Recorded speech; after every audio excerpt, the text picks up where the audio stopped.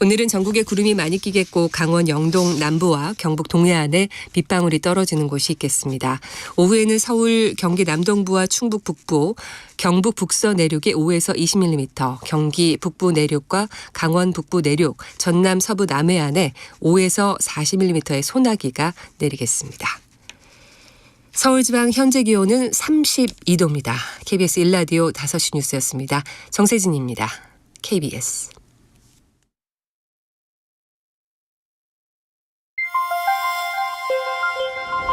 대한민국 중심 채널 KBS 1라디오.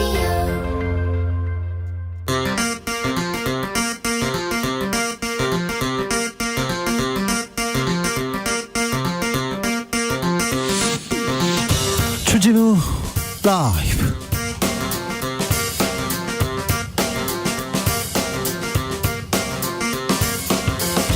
(2023년 9월 5일) 화요일입니다. 안녕하십니까, 주진우입니다. 홍범도 장군 흉상 이전에 이어 윤미향 의원 간토 대지진 행사 참석을 둘러싼 논쟁 커지고 있습니다. 왜 지금 우리는 이 얘기를 하고 있을까요? 왜 지금 정치는 이념 논쟁에 빠졌을까요? 박지원 전 국정원장과 이야기 나눠봅니다. 대선 전일입니다. 뉴스타파에서 화천대유 대주주 김만배 씨 인터뷰 했는데요. 이 인터뷰가 지금 화제가 되고 있습니다. 대통령실에서는 희대의 대선 정치 공작이라고 비판했고요. 이동관 방통위원장 국기문란이라 이렇게 얘기했는데요. 김만배 인터뷰가 몰고 온 나비 효과, 과연 언론계에는 어떤 파장이 일까요? 정치발전소 장현장에서 짚어봅니다.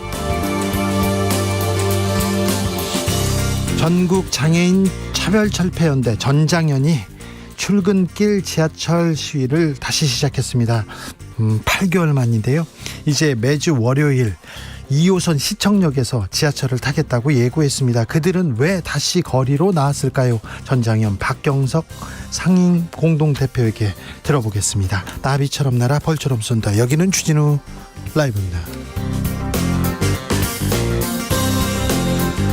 오늘도 자중차에 겸손하고 진정성 있게 여러분과 함께 하겠습니다.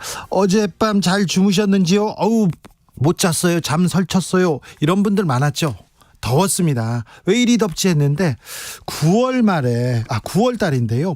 서울에 열대야, 매우 이례적인데 열대야가 발생했답니다. 네, 9월에 열대야는 88년 만에 일이라고 합니다. 88년 만의 일이니까 이거 많이 좀 지구가 더워진 것 같아요. 서울도 아파진 것 같습니다. 당분간 덥다고 합니다. 그러니까요, 끈질긴 더위하고 잘 이렇게 막바지까지 잘 싸우셔야 됩니다. 막바지 건강관리 조심하셔야 됩니다. 더워요. 더운 뉴스 보면 더 더워요. 이렇게 했었죠. 열받아서 더 더워졌어요. 그런 소식들 있잖아요. 사촌이 땅을 샀어요. 땅이라도 샀으면 좋겠어. 저는 사촌이고 친구고 막 땅 사고 집 사고 막 부자 됐으면 좋겠는데 배는 안 아픈데. 자, 그런 뉴스 있습니까? 배 아픈 뉴스, 이거 더운 뉴스, 나를 덥게 했던 일들, 요즘 나를 열받게 했어요. 이런 일들이 있으면 얘기해 주십시오. 저도 많은데 저는 이만 줄이겠습니다. 자, 문자 샵 9730, 짧은 문자 50원, 긴 문자는 100원이고요. 콩으로 보내시면 무료입니다. 그럼 주진우 라이브 시작하겠습니다.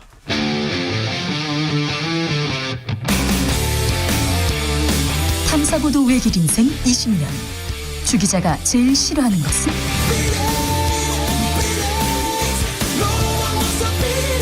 이 세상에서 비리와 부리가 사라지는 그날까지. 오늘도 흔들림 없이 주진우 라이브와 함께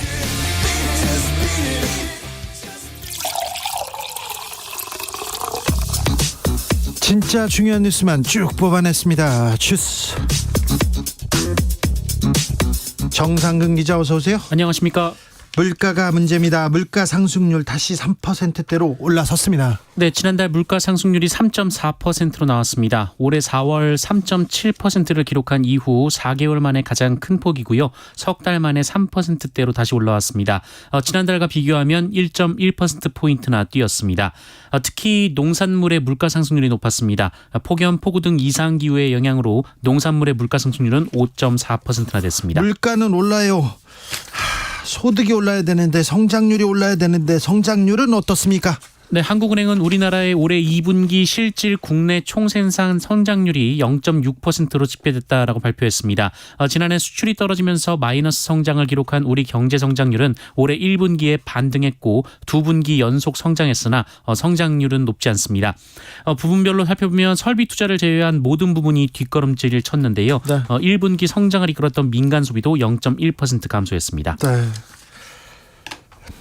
경제는 어렵습니다. 더 어려워질 것 같습니다. 네. 정부가 정치권에서 이런 부분에 대해서 지혜를 모아야 되는데 이런 뉴스는 없습니다. 계속해서 물가는 오르고 경제 성장률 전망치 떨어진다. 성장률 떨어졌다. 이런 얘기만 있는데 일단은 여러분께서 조심하셔야 됩니다. 어제 공교육 멈춤의 날이었습니다. 여기에 참여한 교사들에 대해서 징계 방침 철회했습니다. 네, 이주호 교육부 장관은 오늘 한국교원단체 총연합회 등을 만나 어제 치러진 공교육 멈춤의 날에 연가나 병가를 낸 교사들에 대한 징계 방침을 철회하겠다라고 밝혔습니다. 네, 철회해야죠. 네. 법에도 눈물이 있다는데. 군산에서 숨진 교사 갑질 피해 정황 계속 드러나고 있습니다. 네, 전북 군산시 동백대교 아래로 투신해 숨진 초등학교 교사가 학교장의 업무 처리 방식과 사적인 민원 등으로 어려움을 호소했다라는 증언이 나왔습니다. 네. 고인은 스마트 칠판 등 에듀테크 업무와 돌봄 업무를 전담하면서 교장과 갈등을 빚어온 것으로 전해지는데요. 더욱이 동료 교사와 함께 교장의 관사에 놓을 가구를 나르는 데까지 동원됐다. 이런 보도도 나왔습니다. 이런 뉴스가 계속되고 있습니다. 이게 그럼 개인적인 문제가 아니라 구조적인 문제인 겁니다.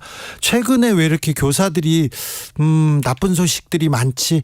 그전에도 많았습니다. 통계를 보면 그전에도 많았는데 그전에는 아무도 귀 기울여 주지 않았어요. 지금 이 상황에서 서희초등학교에서 이런 일이 있었고 그리고 많은 선생님들이 극단적인 선택을 하는 이 상황에서 좀 더 나은 교육 환경, 교권 이렇게 만들어줘야 되는데 그런 고민이 필요합니다. 대통령실에서 김만배 씨 인터뷰 대선을 공작했다, 공작 사건이다 이렇게 규정합니다. 네, 대통령실 고위 관계자는 성명을 내고 화천대유 대주주 김만배 씨와 신학림 전 언론노조 위원장 간의 뉴스타파 인터뷰는 허위 인터뷰라며 희대의 대선 공작 사건이라고 주장했습니다. 이 관계자는 대장동 사건 몸통을 이재명에서 윤석열로 뒤바꾸려 한 정치 공작적 행태라고 주장했습니다. 방심위가 곧바로 나섰습니다. 네, 방송통신심의위원회는 오늘 해당 보도에 대한 민원을 긴급 심의 안건으로 상정한다라고 밝혔습니다. 일부 위원들이 방심위가 외부의 영향을 받는다고 생각한다라며 반대를 했는데요. 황성욱 위원장 직무대행은 국회에서 논란이 된 내용이라며 긴급 심의를 결정했습니다. 어제 이동관 방통위원장이 국기문란이다 이렇게 얘기했지 않습니까? 김만배 씨 인터뷰는 왜 지금 논란이 되는지, 왜 지금 이게 대선 공작 사건이 돼야 되는지 잠시 후에 저희가 자세히 좀 살펴봅니다. 박정훈 대령 오늘은 군 검찰에 출석했습니다. 네, 수해 피해 실종자를 수색하던 중 순직한 해병대 장병 관련 사건을 수사하던 중 이 항명과 상관 명예훼손 혐의로 군 검찰에 입건된 박정훈 전 해병대 수사단장이 오늘 군 검찰에 출석했습니다. 박 전 단장 측은 오늘은 진술 거부권을 행사하지 않을 것이라고 밝혔습니다. 자, 이 문제와 관련해서 국방부 장관 교체설이 나왔어요. 이 문제는 잠시 후에 박지원 전 국정원장에게 물어보겠습니다. 이균영 대법원장 후보자 인사청문회 날짜 나왔네요. 네, 이균용 대법원장 후보자에 대한 국회 인사청문회가 오는 19일부터 20일까지 이틀간 치러집니다. 그런데 이균용 후보자 자료 제출하지 않는다 이런 보도가 나왔어요. 네, 이균용 후보자가 서울 남부지방법원장과 대전 고등법원장으로 재직하던 39개월간 특정 업무 경비와 업무 추진비로 1억 3천만 원을 사용했습니다. 예. 네, 한 달에 평균 333만 원 정도를 사용한 건데요. 그런데 이균용 후보자 측은 구체적인 사용 내역에 대해서 사법부의 공정한 업무 수행에 지장을 초래할 우려가 있다며 제출하지 않았습니다. 네. 윤미향 의원에 대한 얘기 계속됩니다. 조청년 관련 행사에 참석했다. 그런데 윤미향 의원은 나는 당당하다 이런 입장을 냈습니다. 네, 유미한 무소속 의원은 관련돼서 입장문을 냈는데요. 이 100여 개 단체 중 조총련이 있었는데 이게 조총련 주최 행사에 단독으로 참석했다고 부풀려졌다라고 반박했습니다. 참석한 게 아니라 이 주최 행사가 이 주최한 단체가 100여 개다. 그중에 조청년이 있었다. 네. 네, 윤미향 의원은 조총련하고 접촉할 이유도 없다라면서 이 추도 사업 참여는 법이 규정한 신고 대상도 아니다라고 주장했습니다. 네. 왜 민단에서 주최한 행사에는 안 갔냐 이렇게 비판하는 시각도 있었잖아요. 네, 윤미향 의원은 그에 대해서는 이 민단 주최 행사 개최 여부는 몰랐다라면서 이 대사관에 본인의 방위를 알렸는데 네. 그 일정을 알려주지 않았다라고 밝혔습니다. 윤석열 대통령 순방길에 올랐습니다. 네, 윤석열 대통령이 아세안 관련 정상회의 및 주요 20개국 정상회의 참석차 인도네시아와 인도 순방에 나섰습니다. 오늘 성남 서울공항에서 김건희 여사와 함께 대통령 전용기인 공군 1호기 편으로 출국길에 올랐습니다. 오늘은 인도네시아 자카르타에 도착한 후 동포 간담회를 진행할 예정이고요. 내일부터 한 아세안 정상회의, 아세안 플러스 3 정상회의, 동아시아 정상회의에 참석을 하고 인도네시아, 말레이시아, 싱가포르 등 각국 정상과 양자 회담도 합니다. 또한 인도 뉴델리로 이동해서는 G20 정상회의에 참석합니다. 부디 이번에는 성과만 들고 왔으면 좋겠습니다. 설화는 멀리 성과만 좀 한보따리 얻어왔으면 하는 그런 순방이었으면 합니다. 정부가 가습기 살균제와 폐암의 상관성 인정했습니다. 그러면서 관련 피해자 구제하기로 했습니다. 네, 환경부는 오늘 가습기 살균제 피해구제위원회를 열고 폐암 사망자 1명의 피해를 구제하기로 했습니다. 이전까지 폐암을 가습기 살균제 피해로 인정해 구제한 사례는 지난 2021년 단 한 건뿐이었습니다. 이번 폐암 피해 인정은 가습기 살균제 유해성이 공론화된 지 12년 만입니다. 다만 환경부는 가습기 살균제가 폐암을 일으킨다고 확인된 것은 아니며 피해자의 나이나 생활을 고려했을 때 이 가습기 살균제 외에는 폐암을 일으킬 요소가 전혀 없다는 점을 고려했다라고 밝혔습니다. 이 사건은 두고두고 가슴이 아픕니다. 네. 아이 이렇게 건강하게 하려고 가족 등을 건강하게 이렇게 지내려고 가습기 살균제를 사서 이렇게 넣었는데 수많은 피해자가 있어서 그 피해자 기업을 위해서 많은 지식인들 교수들이 가짜로 이렇게 보고서 써주고 그 이후에 잘못됐는데 잘못을 바로잡는 데 대해서도 자기 역할을 못하고 가습기 살균제 피해자들의 아픔은 오늘도 계속되고 있습니다. 정부나 그리고 또 이를 어루만져주는 손길은 오늘도 없는데요. 환경부에서 폐암 피해자 1명을 구제했다는 그런 소식입니다. 내년부터 어린 자녀가 있는 부모에게는 조금 지원을 더 해주네요. 네, 내년 1월 1일부터 만 0세 아동이 있는 가구에 매달 100만 원, 만 1세 아동이 있는 가구에 50만 원의 부모 급여가 지급됩니다. 정부는 오늘 국무회의를 통해 아동수당법 시행령 개정안을 의결했는데요. 이 부모 급여는 그동안 만 0세에 대해서는 매달 70만 원, 만 1세에 대해서는 35만 원을 지급해왔습니다. 그리고 만 8세 미만 아동에게 매달 지급되는 아동수당 10만 원도 별도로 계속 지급이 됩니다. 그러니까 0세 아동이 있는 가구에는 30만 원씩 더 준다는 거죠. 네. 네. 돈을 이렇게 몇십만 원 더 주겠다. 이 부분이 출생률을 얼마나 높이는데 효과가 있을까요? 이게 근본적인 대책일까요? 그 생각은 계속됩니다. 주스 정상근 기자 함께했습니다. 감사합니다. 고맙습니다. 날씨가 더운데요. 네. 더 더운 소식이 많아요 얘기합니다. 8152님이 제가 몸에 열이 많은데요. 저도 열보이예요. 아우 열이 많습니다. 아내가 에어컨 바람을 싫어해가지고 집에서 선풍기만 틉니다. 집에서 서열 꼴찌라 말도 못하고 집에 가면 열받아요. 네. 그럼 집 나가세요. 그러면요 더 열받을 거예요. 네. 그러니까 집이 편하니까 뭐 어쩌겠어요. 이제 에어컨의 시대가 지나갔으니까 조금만 참으시면 됩니다. 1720님 제가 다니는 직장은요 2일 임시 공휴일에 안 쉰다고 합니다. 그래가지고 열받습니다. 그런데 2일 임시 공휴일에 못 쉬는 직장 그리고 5인 이하 사업자 너무 많습니다. 이런 부분에 대해서도 조금 정부의 손길이 좀 닿았으면 좋겠어요. 열받을 만하네요. 7910님 민생경제는 나 몰라라 하고 이념 논쟁 벌이는 정치권 때문에 덥습니다. 네. 이런 의견이 가장 많습니다. 네, 그렇죠. 네. 뉴스 보면 열받습니다. 막 더워요. 막 끌어오릅니다. 3279님 요즘 정치권에서 나오는 웬만한 말과 뉴스 다 덥습니다. 아주 많이요. 언제쯤 시원해질까요? 네. 죄송합니다. 좀 당분간 어려울 것 같습니다. 9098님 요즘 뉴스 참 더운데 그나마 주진우 라이브 때문에 시원합니다. 여긴 더 시원하게 열심히 하겠습니다. 하지만 네, 더 열심히 하겠습니다. 주진우 라이브.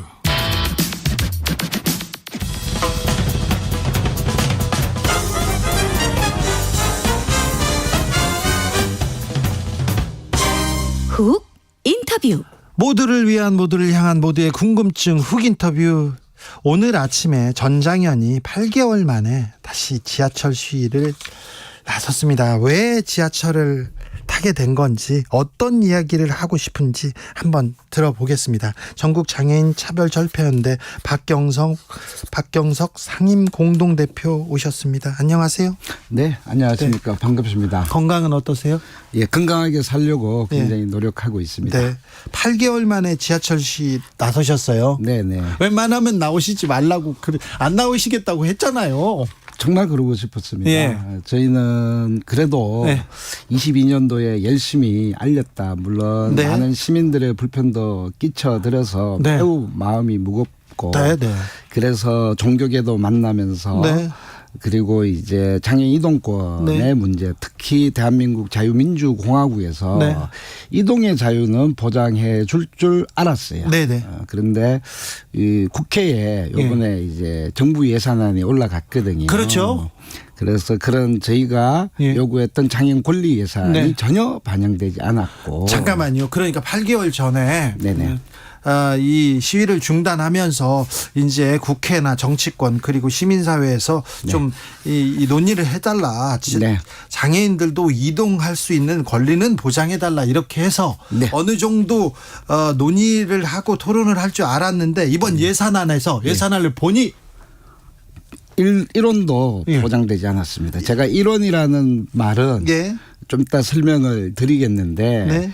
이동할 자유 아닙니까? 예. 그런데 이 대한민국 자유민주공화국에서 자유조차 보장하지 않는 네. 이런 비참한 결과, 정말 저희들에게는 매우 이렇게 마음 아픈 예산안이 올라가서 예.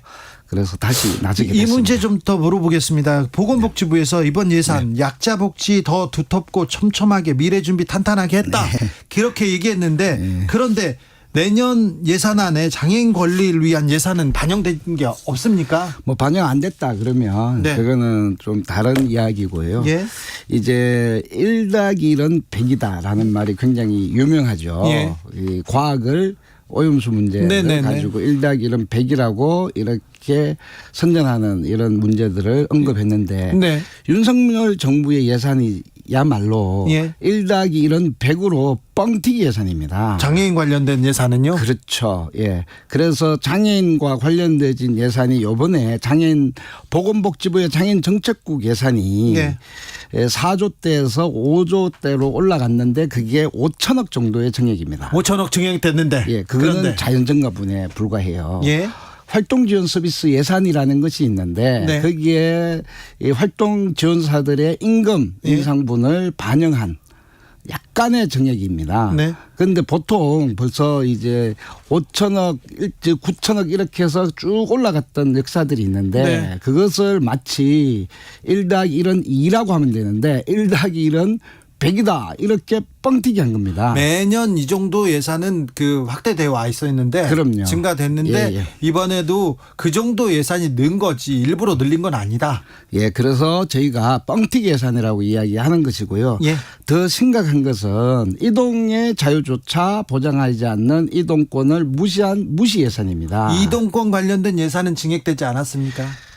정액은 됐습니다. 숫자로는. 네. 그런데 올해 7월 15일부터 예. 광역이동 지원을 하게 돼 있습니다. 예. 그게 특별교통수단이라고 있는데 그 차량 한 대당 운전은 2명의 인건비가 보장돼야 됩니다. 네.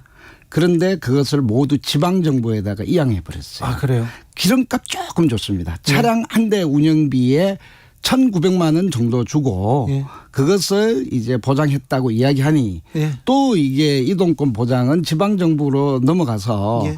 지금까지 22년을 외쳤던 이동권의 이런 사각지대가 해소되지 않고 있습니다. 네. 그래서 그러한 예산이 올라갔고요.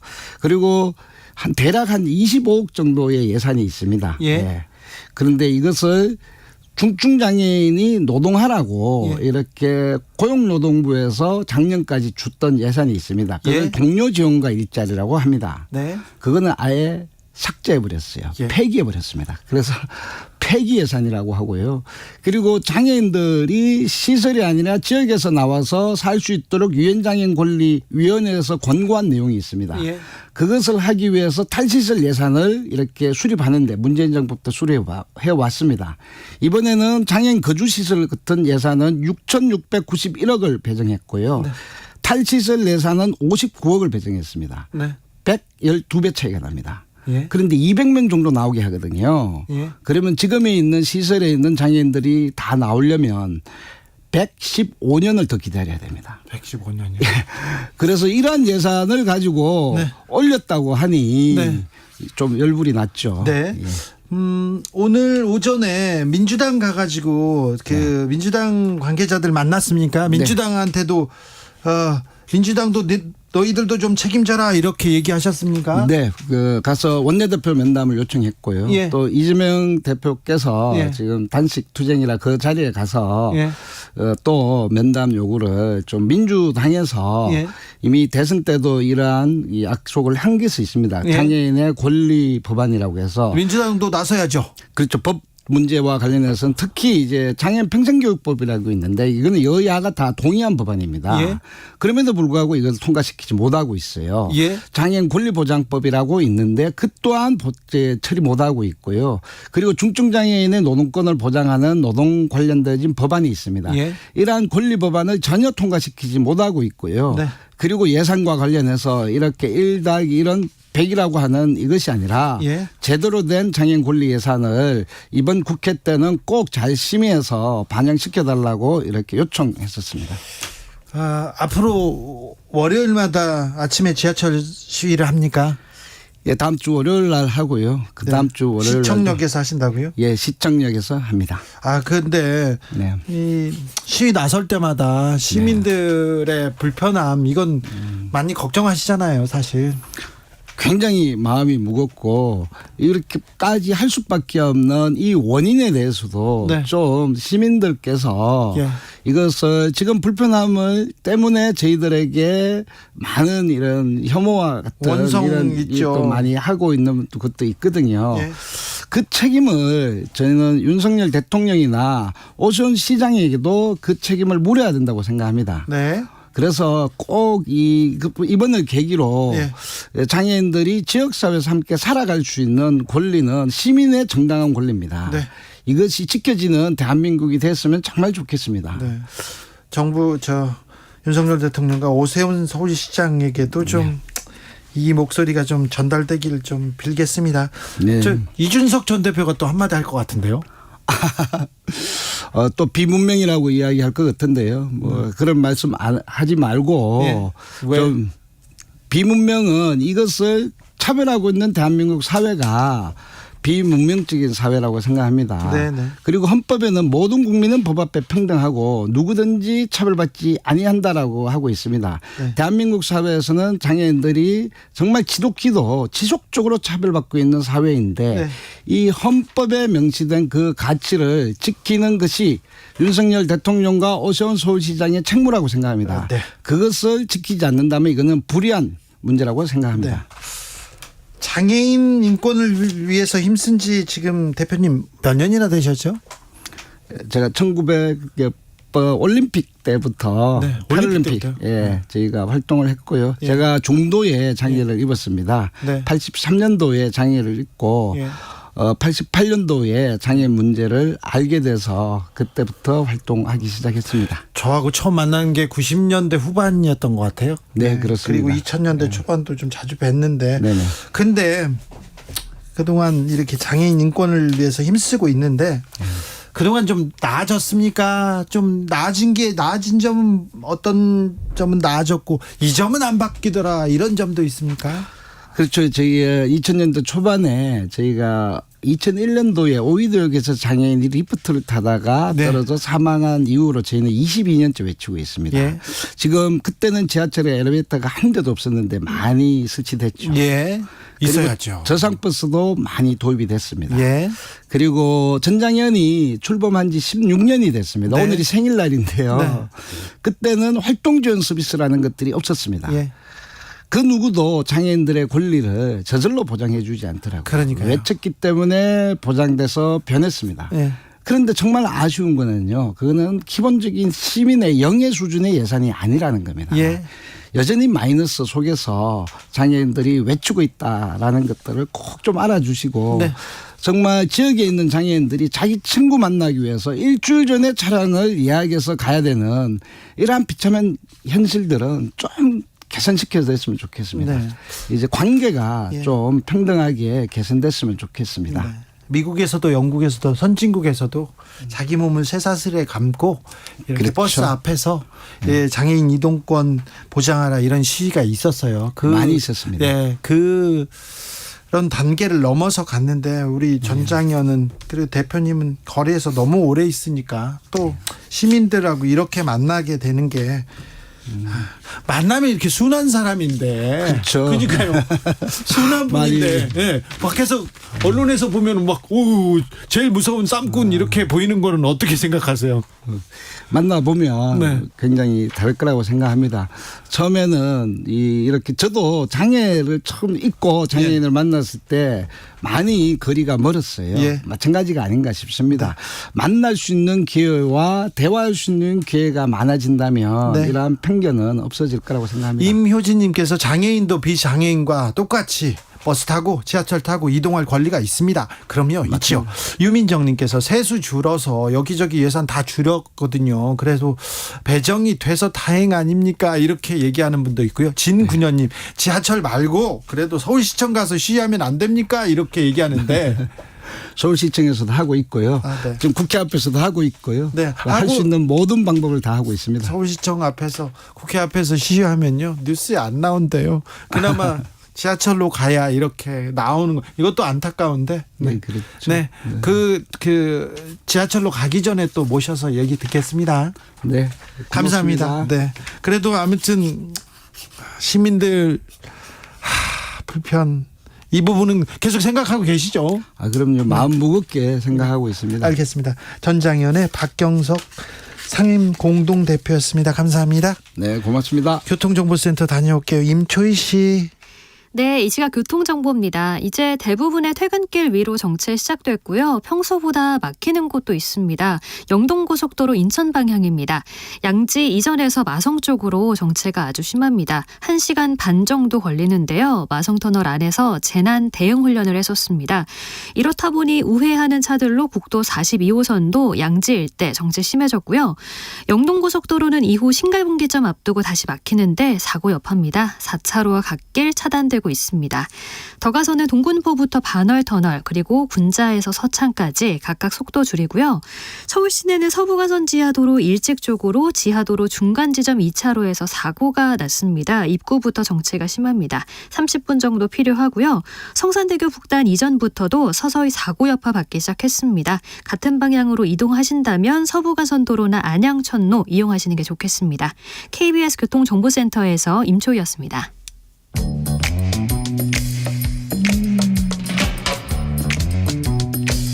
오늘의 정치권 상황 깔끔하게 정리해드리겠습니다. 김과 박과 함께 김과 박당으로 인사합니다. 김용남 전 의원 오셨습니다. 어서 오세요. 네, 안녕하세요. 김용남입니다. 검사 출신이고요. 네, 오랜만에 나왔습니다. 네, 네. 검사 출신이고 뭐 잘 나가시죠, 뭐 검사. 뭘 잘 나가요? 지금 네. 계속 선거 떨어져서 이러고 있는데. 왜 윤핵관실 텐데. 박성준 더불어민주당 의원 오셨습니다. 예, 안녕하세요. 네. 예, 예. 오랜만에 김용남 의원과 함께 얘기합니다. 오늘 저도 뭐 가끔 방송에서 몇 번 뵀어요. 그러셨어요? 예, 같이 네. 방송도 네. 하고. 신사예요. 예. 네. 신사라고요? 그게 다예요.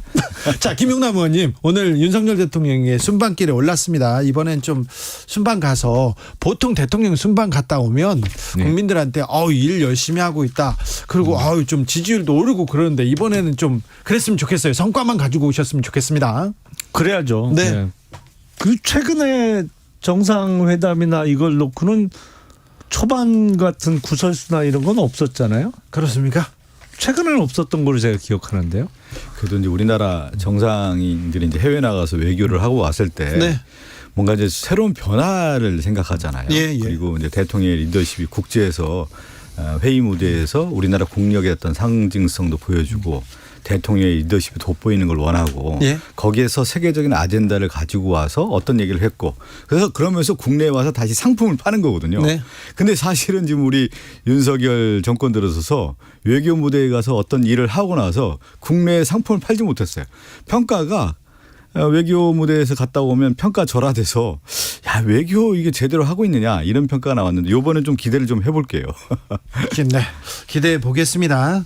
우리 대표잖아요. 우리 그럼요. 잘하길 바라는 거죠. 네, 잘하기를. 근데 이번에 보니까 그냥 기후변화, 청정에너지, 인류의 당면 문제를 논한다고 하잖아요. 네. 그러면 윤석열 정권도 미래에 대한 준비, 미래관이 있어야 되는 거 아니에요. 우리나라가 앞으로 세계의 기준에 맞게 기후변화 환경에 대한 문제, 에너지에 대한 문제를 비전을 제시해야 되는 건데 지금 그런 면에서는 부족한 것 같아요. 세계의 발전의 척도라고 할까요? 기준의 좌표의 제시에 비해서 한국 윤석열 정권이 제시하는 방향에 대해서는 것은 못 미치는데 과연 그러면 G20 외교 무대에서 어떤 얘기를 할지 좀 의문이 들긴 하는 G20 거죠. 그리고 아세안 관련 정상회의가 계속 있는데 아세안 우리가 굉장히 지금 공을 들여야 되는 시장이기도 합니다. 성과를 거둬야 됩니다. 인구가 무척 많죠. 네네. 사실은 아세안 국가 뭐 인도네시아도 그렇고 말레이시아도 그렇고 숨어 있는 인구 대국. 인구와 자원 대국이죠. 아유 뭐 어마어마하죠. 그리고 근데 중국과 우리가 상황이 좀 그닥 좋지 않기 때문에 아세안으로 가야 되는데 이번 순방에서 조금 보따리를 들고 오셨으면 합니다. 자, 민주당 소식 먼저 갑니다. 이재명 대표는 단식 6일차 접어들었습니다. 이렇게 많은 분들이 응원 오시더라고요. 네, 오셔가지고 맞습니다. 줄을 서서 이렇게 대표를 응원하고 있던데 상황 어떻습니까? 저도 그 오늘 같이 이렇게 많은 시간은 못 있었고 같이 이제 이재명 당대표 단식 현장에 있었는데요.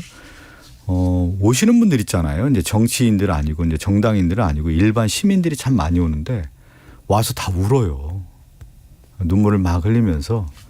그러니까 지금의 뭐 이재명 당대표의 단식을 이제 동조하고 애틋함도 있겠지만 그런 마음이 있는 것 같아요. 이 시대가 과연 우리를 보듬는 시대인가? 나의 아픔을 좀 보듬어 주나? 이러한 부분에 있어서 이재명 당대표의 단식을 보고 공감하고 같이 눈물을 흘려주는 분들이 거의 다 와서 눈물을 많이 흘려요. 국민의힘 내부에서 저도 뭐 적극 주장하고 있습니다만 그 이른바 수도권 위기론 얘기가 나오잖아요. 네. 근데 지도부를 비롯한 일부에서는 내년 총선에 국민의힘이 일당될 건데 왜 자꾸 위기론을 얘기하느냐 뭐 이런 의견도 있어요. 근데 내년에 일당될 거라고 생각하는 분들은 저런 이재명 대표와 지지자들에게 함몰되어 있는 모습에 희망을 너무 거는 거죠. 그렇습니다. 저러면 무조건 우리가 이긴다 국민의힘이. 왜냐하면 지금 올 7월 말까지 거의 1년여간을 하루도 빠짐없이 회기를 계속 잡았잖아요.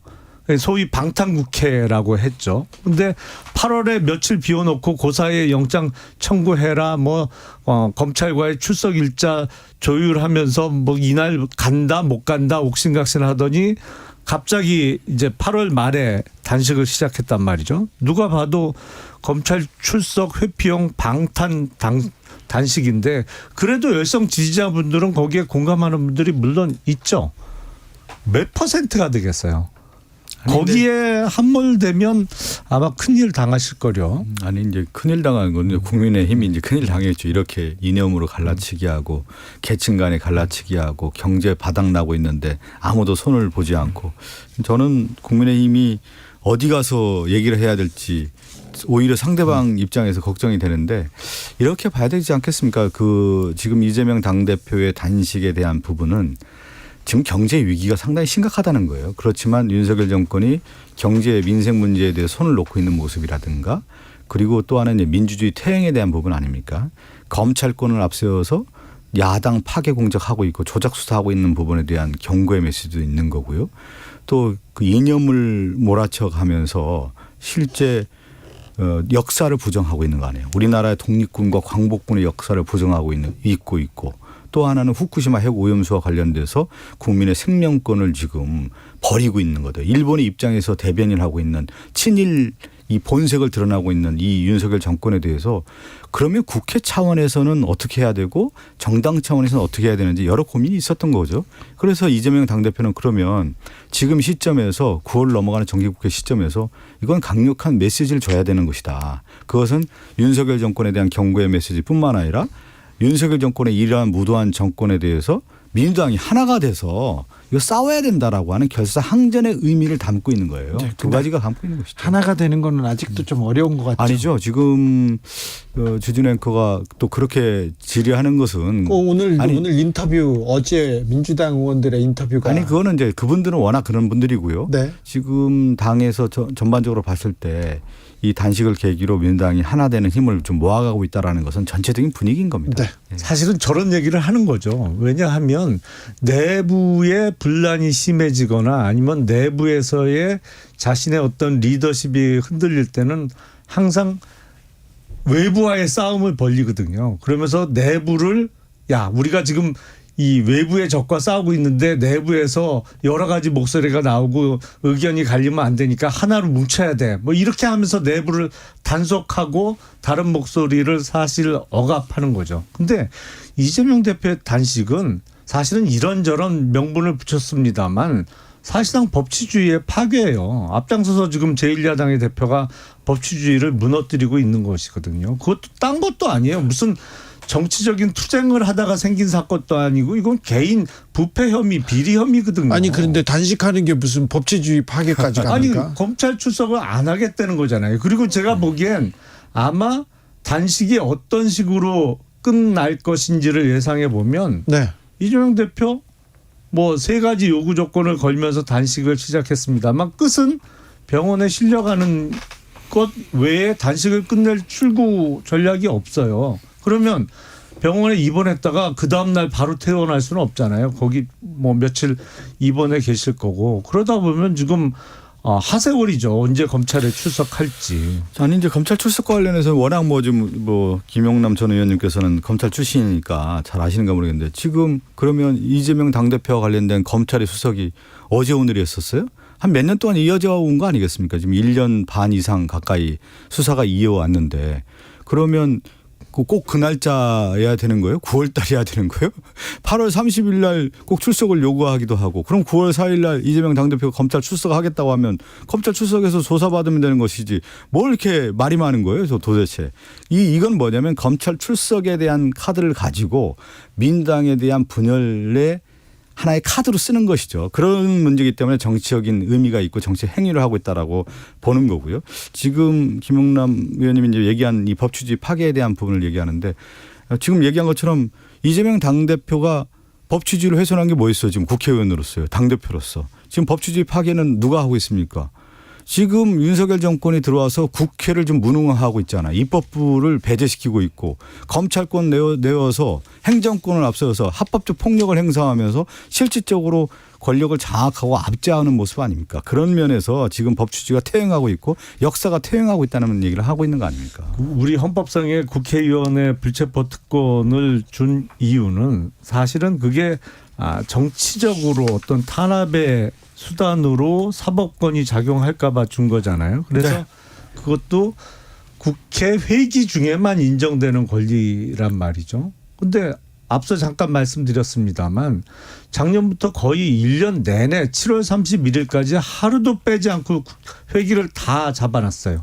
그렇다고 매일 국회가 열리거나 일을 했느냐. 그냥 회기만 잡아놓은 거죠. 그러면서 1차 올라왔던 구속영장에 대해서는 체포동의안 부결의 형태로 아예 영장 재판까지도 가지도 못하고 불구속 기소가 됐습니다만 네. 그 사건 지금 6개월째 공전되고 있잖아요. 이건 이런 거잖아요.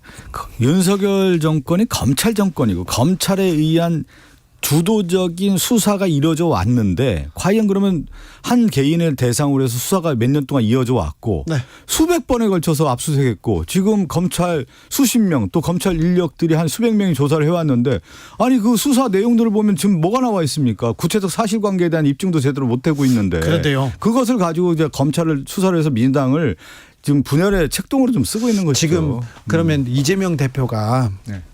단식을 하는 게 이 검찰의 사법 논란 이 검찰에 출석하지 않기 위해서 이런 방책이다 이렇게 보시는 거예요. 단순히 그렇게 출석만 피하고자 아니면 연기하고자 하는 게 재판이나, 아니고요. 사실은 정기국회가 시작되면 9월이 됐던 10월이 됐던 검찰의 2차 구속영장이 청구될 거라고는 어느 정도 예상을 다 예상됩니다. 했잖아요. 예. 그러면 체포동의안 표결이 이루어지는데 네. 사실은 2차 체포동의안 표결에 있어서는 통과될 가능성이 높다고 예상하는 분들이 많았죠. 그래서 이런 사법 리스크 때문에 계속해서 이 단식 카드를 꺼냈다. 이렇게 해서 그러면 총선까지 이재명 대표가 시간을 계속 끌고 지지자들이 와서 응원하고 울고 그러면 좋다면서요. 그럼 응원하셔야 되는 거 아닌가요? 국민의힘 입장에서는. 아니 근데 보긴 싫어요. 보긴 싫어요? 보긴 싫어요. 아니, 저렇게 말도 안 되는 명분을 갖다 그래도 붙여서 정치적으로 뭐 하는 이익이 것은. 도움이 된다면 응원해야죠. 그러면. 아니 그러니까 사실은 지적을 해드려야죠. 사실은. 알려드려야죠. 알겠습니다. 여기까지 할게요. 근데 수도권 위기로 나왔는데 자 경제 민생 말고 홍범도 장군 동상 그리고 반국가 세력 이렇게 이념을 얘기하면 사실 수도권에서는 선거 치르기는 좀 곤란하시죠. 국민의힘 입장은. 지금 홍범도 장군과 관련한 논란에 있어서는 제가 보기엔 너무 즉흥적이에요. 네. 사전에 어떠한 정지 작업도 없었어요. 네. 그러니까 역사적으로 예를 들어서 그러면 자유시 참변과 관련해서 어떠한 고증이 이루어지거나 그렇죠. 적어도 다큐멘터리라도 뭘 하나 만들어서 방송을 해놓고 뭘 시작을 해야 되는데 지금 역사적 사실을 가지고 논쟁하는 게 아닙니다. 역사 논쟁이 아닙니다. 그러니까요. 너무 즉흥적이에요. 저는 이제 요 얘기를 꼭 짚고 싶어요. 이제 역사관, 세계관 이런 얘기를 하잖아요. 윤석열 정권이 바라보는 세계관, 현재 국가관이 뭐냐. 그러면 대외적으로 볼 때는 국가 이익을 만드는 거고 대내적으로 볼 때는 국민의 생명과 안전, 기본권을 확보해야 되는 거 아니겠습니까? 이것이 이제 보통 국가관에서 출발한단 말이에요. 그랬을 경우에 미래의 관은 뭐냐면 국민들, 우리 후세대들이 잘 살 수 있는 기후변화라든가 환경 문제에 대해서 잘 준비를 해야 되는 것이죠. 이게 미래관인 거 쉽게 얘기하면. 여기서 또 현재에서 과거를 바라면 역사관은 뭐냐면 국민의 생명과 지산을 지키기 위한 시대적 요구를 잘 해왔느냐, 요구를 실행해 왔느냐예요. 그러면 일제시대 때는 뭐냐, 조국의 광복과 독립 아닙니까? 거기에 희생을 치렀던 사람은 기리는 거예요. 그게 역사관인 거예요. 근데 지금 뭐냐면 윤석열 정권은 지금의 자유라고 하는 강조하고 이념을 통해서 지금 홍범도 장군이 공산주의라고 하는 부분을 가지고 더 씌우는 거예요. 그런데 그 당시에 공산주의라는 건 조국의 독립이라고 하는 시대 정신을 실현하기 위해서 해왔던 거예요. 그러니까 지금의 관점으로 역사를 재단하려고 하는 거예요. 그래서 지금 퇴행적 역사관이라고 하는 거예요. 이념이 가장 중요하다고 하지 그러니까 않습니까? 제가 얘기하는 것처럼 이념이라고 하는 강조도 뭐냐면 국민의 생명과 재산이라고 하는 부분에 있어서의 안전, 국가관을 가지고 바라봐야 돼요. 근데 이 국가관이 뭐냐면 그 이념에 대한 강조가 뭐냐면 자신들의 권력을 유지하기 위한 수단의 도구로서 쓰고 있다라고 하는 것이 지금 보여지고 있단 말이에요. 그렇기 때문에 출발이 잘못됐다는 거예요. 아니 근데 이념에 대해서 언급했을 때만 해도 실용적인 측면에서 과연 적절했느냐라는 의문이 있었는데 윤미향 의원이 몸소 입증을 해 줬어요. 지금도 현 상황에서도 이념의 중요성이 얼마나 있는지를 지금 보여줬잖아요. 간도 대지진 조선인 학살 추모식이었습니다. 근데 100개 단체가 주최를 했다는데 그 단체 중에 하나가 조총련이라고 오늘 윤미향 의원은 무슨 100개 단체예요. 그거 사실상 조총련이 주최하는 것 그거 다 아는 사실이지.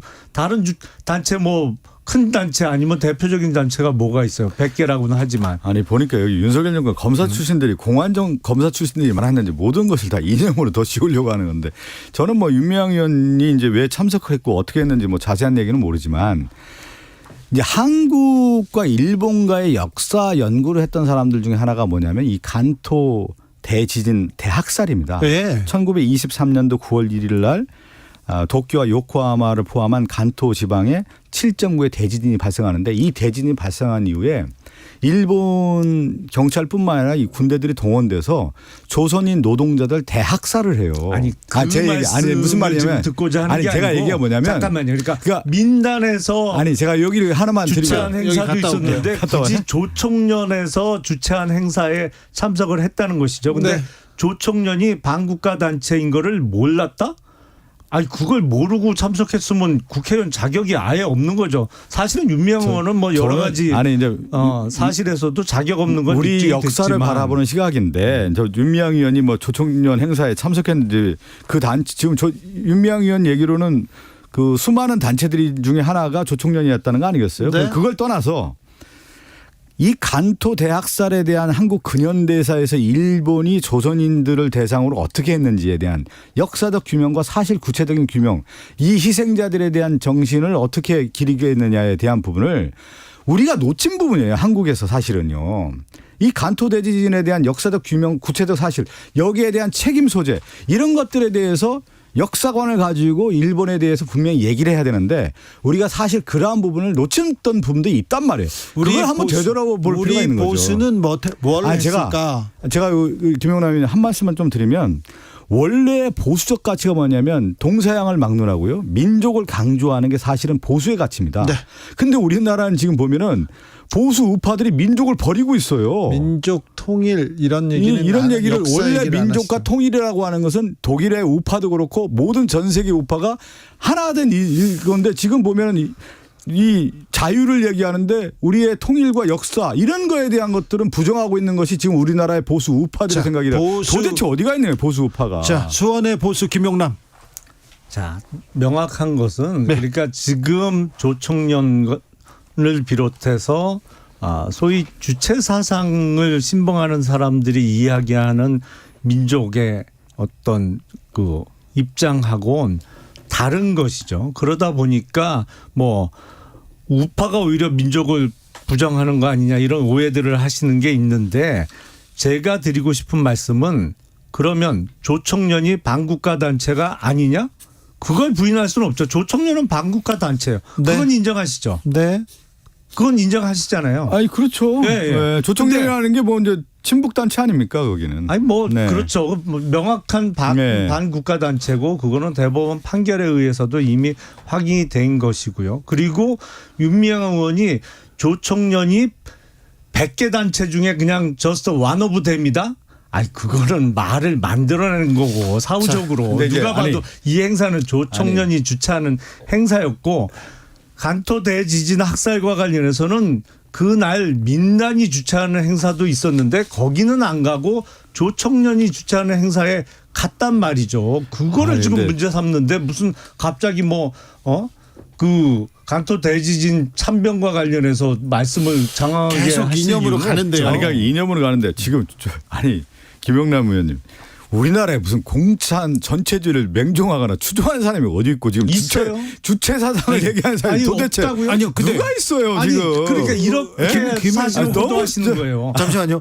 좀 그런 사람은 좀 잡아가시면 좋겠어요. 구속을 그런 해야지 사람이 왜 있어요. 아니, 얘기만 그러니까 하고 있어요. 최근에 아니 북한 체제에 대해서 지금 잠깐만요. 누가 최근에 민주노총 간부들의 간첩단 사건도 있었습니다만 사실은 왜 잡아가야지 안 잡아가느냐. 지난 문재인 정부에서 국정원 대공수사권 뺏겠다고 그랬잖아요. 그리고 사실상 대공수사를 못하게 막아놨잖아요. 아니 지금 그건 사실이죠. 아니, 윤 그건- 대통령이 얘기하는 반국가 단체라는 게 도대체 누구예요? 지금 얘기 들어보면 문재인 정부 사람들도 다 반국가 단체고 민주당이 야당도 반국가 단체라고 하는 거 아니에요. 그리고 국민들을 대상으로 좀 싸우겠다는 거 아니에요. 지금 도대체 규정도 그 제대로 못 하고 있는 거예요. 호도하시면 안 되고. 사실 호도하는 사실은 게 도대체 반국가 단체가 뭐냐는 거예요, 지금. 북한을 추종하는 세력이 남한에 없다고 생각하시는 거예요? 그러면 아니 없어요, 있어요. 그거 제가 그러면- 어떻게 합니까, 그걸? 민주노총 간첩단 아니, 사건도 지금- 그러면 날조된 아니, 수사라고 지금 주장을 하시는 지금 거예요. 들어보세요. 우리나라가 지금 북한과의 경제력에서 40배, 50배가 넘고 체제 관련돼서 아니, 그럼에도 그 불구하고 북한에 북한이 대해서 여기까지 누가 하겠습니다. 추정을 두 분, 합니까? 두 분 여기까지 하겠습니다. 예, 예. 그만할게요. 자, 검사 출신 김용남 의원한테 하나만 물어볼게요. 고발사주 의혹 재판받는 손준성 검사장으로 승진했습니다. 이 점은 어떻게 보십니까?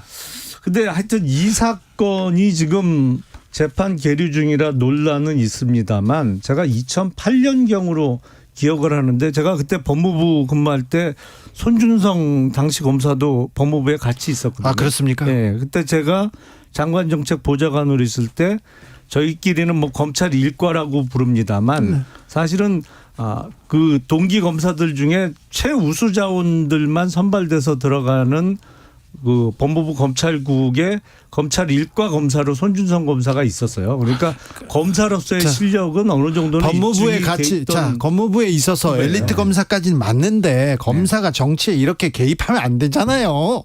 개입이 입증됐어요. 개입 지금. 아니 그 텔레그램 증거가 나오지 않습니까? 재판 아니, 제가 중이잖아요, 이거는 지금 제가 그 이 당시에 법사 일을 했어요. 네. 너무나 잘 알아요. 이 고발 사주 의혹인데 추후에 이제 정권이 바뀌면 이거 다시 조사를 받지 않겠습니까? 고발 사주 관련해서 이거 어떤 명백하냐면 검사가 야당 의원과 협작해가지고 네. 고발장을 만들어서 야당에게 전달해주면 네. 그걸 고발 접수를 하고 그걸 가지고 언론에 보도하고 이게 하나의 뭐냐면 메커니즘이 형성이 됐던 거예요. 그 주체가 누구였냐면 중심인이 누구였냐면 손중성 검사였어요. 그런데 이 사람을 검사장으로 승진을 시켰다? 그러면 이 고발 사주의 당사자가 누구냐, 그 윗사람이 누구냐에 대한 부분이 굉장히 논란이 컸었는데 여기까지 얘기하죠. 이거는 정말 말도 안 되는 인사인 거예요. 나중에 다시 조사받을 겁니다, 이거. 좀 굳이 이런 인사를 하셨을까 이런 생각이 좀 들죠. 글쎄 뭐 사실 확인은 나중에 되겠습니다만 네. 사실은 그 소위 얘기하는 고발 사주 의혹이라는 건 잘 이해는 안 돼요. 이해가 안 되는 텔레그램에 다 나오고 고발 사주 고발장까지 다 보낸 게 다 드러났는데. 당시에 김웅 의원이 지금은 현직 국회의원입니다만 그때는 그런 위치에 있지도 않았거든요. 그래서 굳이 왜 뭐 지금 민주당의 주장대로 그런 일이 이루어졌다면 그럴 이유가 없었거든요. 별로. 그럴 위치에도 있지 않았었고. 그건 명백한 사실들이 나오고 있는 나중에 또 모든 걸 다시 다 아는 의원님께서 모른다고 하니까 좀 낯설어요. 자, 김용남, 박성준 두 분 감사합니다. 예.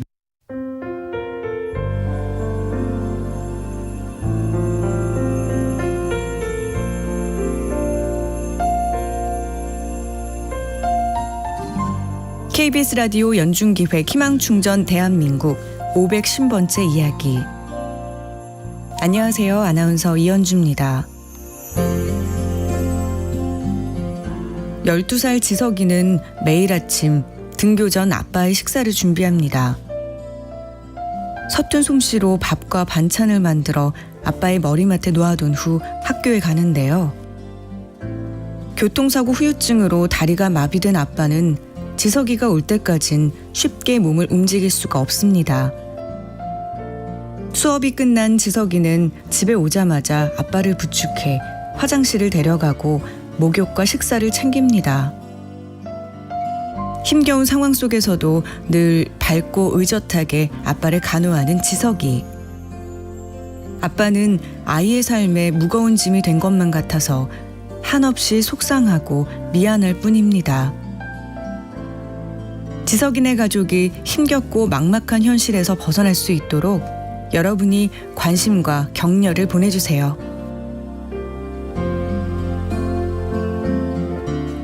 여러분의 따뜻한 손길이 희망의 빛이 됩니다.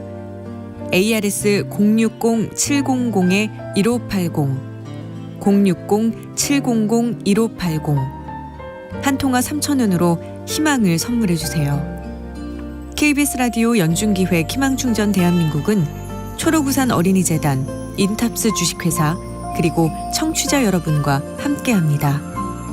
ARS 060-700-1580 한 통화 3,000원입니다.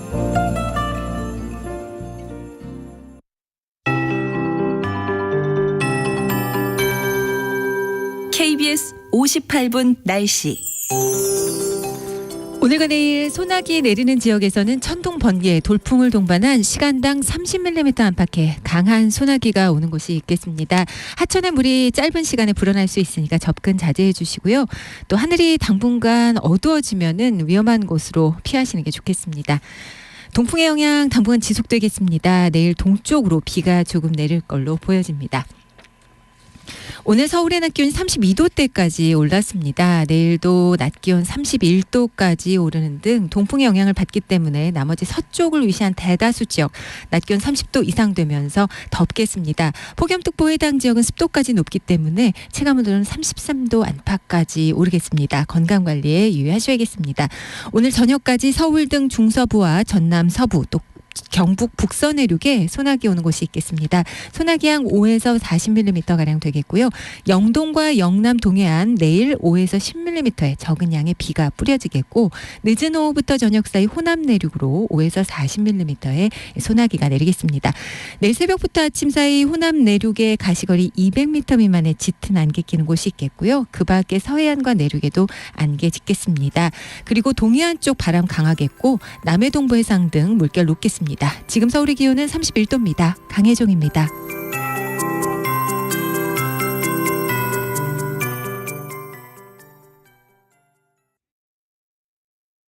정성을 다하는 국민의 방송 KBS가 6시를 알려드립니다.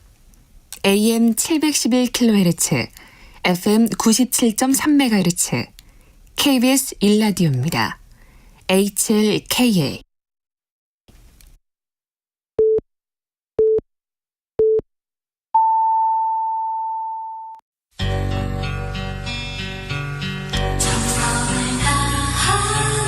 정성을 다하는 국민의 방송 KBS 주진우 라이브. 그냥 그렇다고요. 이 시각 라디오 정보센터 뉴스입니다. 오늘 국회 정치 분야 대정부 질문에서 국민의힘은 지난 대선 당시 김만배, 신앙님 허위 인터뷰 의혹은 선거 공작이라며 정부 대응을 주문했고 더불어민주당은 고 채모상병 수사 위선 개입 의혹 등을 언급하며 대통령 탄핵의 사유가 될 수 있다고 비판했습니다. 국민의힘 윤재욱 원내대표는 무소속 윤미향 의원의 간토 대지진 조선인 학살 추모식 참석에 대해 더불어민주당이 계속 침묵한다면 윤 의원의 반국가적 행위에 동조하는 것과 다를 바 없다고 주장했습니다. 무소속 윤미향 의원은 입장문을 통해 조 청년은 추도식 행사 추진위에 참여한 100여 개 단체 중 하나라고 반박하고 보수 언론과 국민의힘이 색깔론 갈라치기를 하고 있다고 주장했습니다. 서울시가 남산 기어개터에 설치된 일본군 위안부 피해자 추모 조형물을 철거했습니다. 조형물 제작에 참여한 미술가 김옥상 씨는 10년 전 강제추행 혐의로 최근 1심에서 유죄 판결을 받았습니다. 후쿠시마 오염수 방류 이후 일본 수산업계에서 첫 피해 사례가 확인돼 일본 정부가 지원을 결정했다고 일본 언론이 보도했습니다. 지금까지 라디오 정보센터 뉴스 정원나였습니다.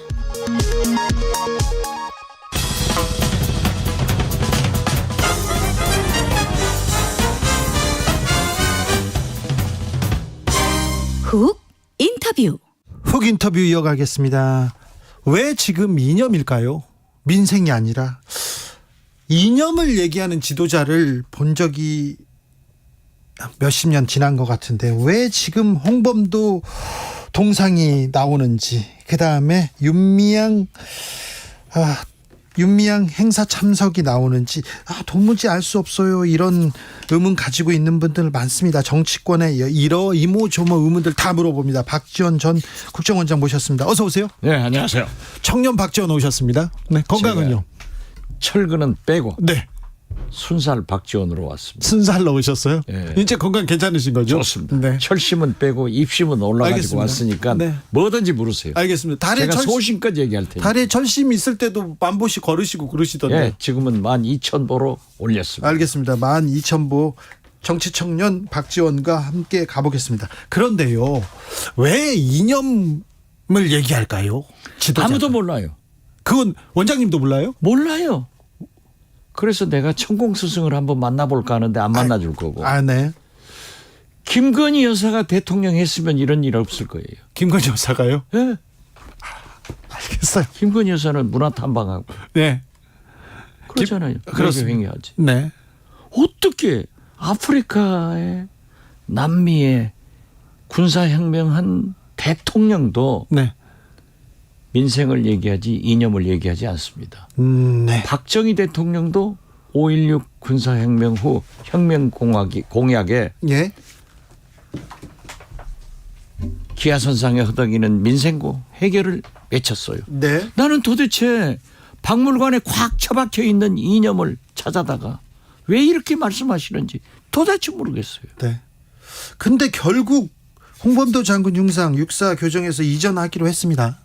아니 홍범도 장군 흉상을 이전하면 경제가 잘 됩니까?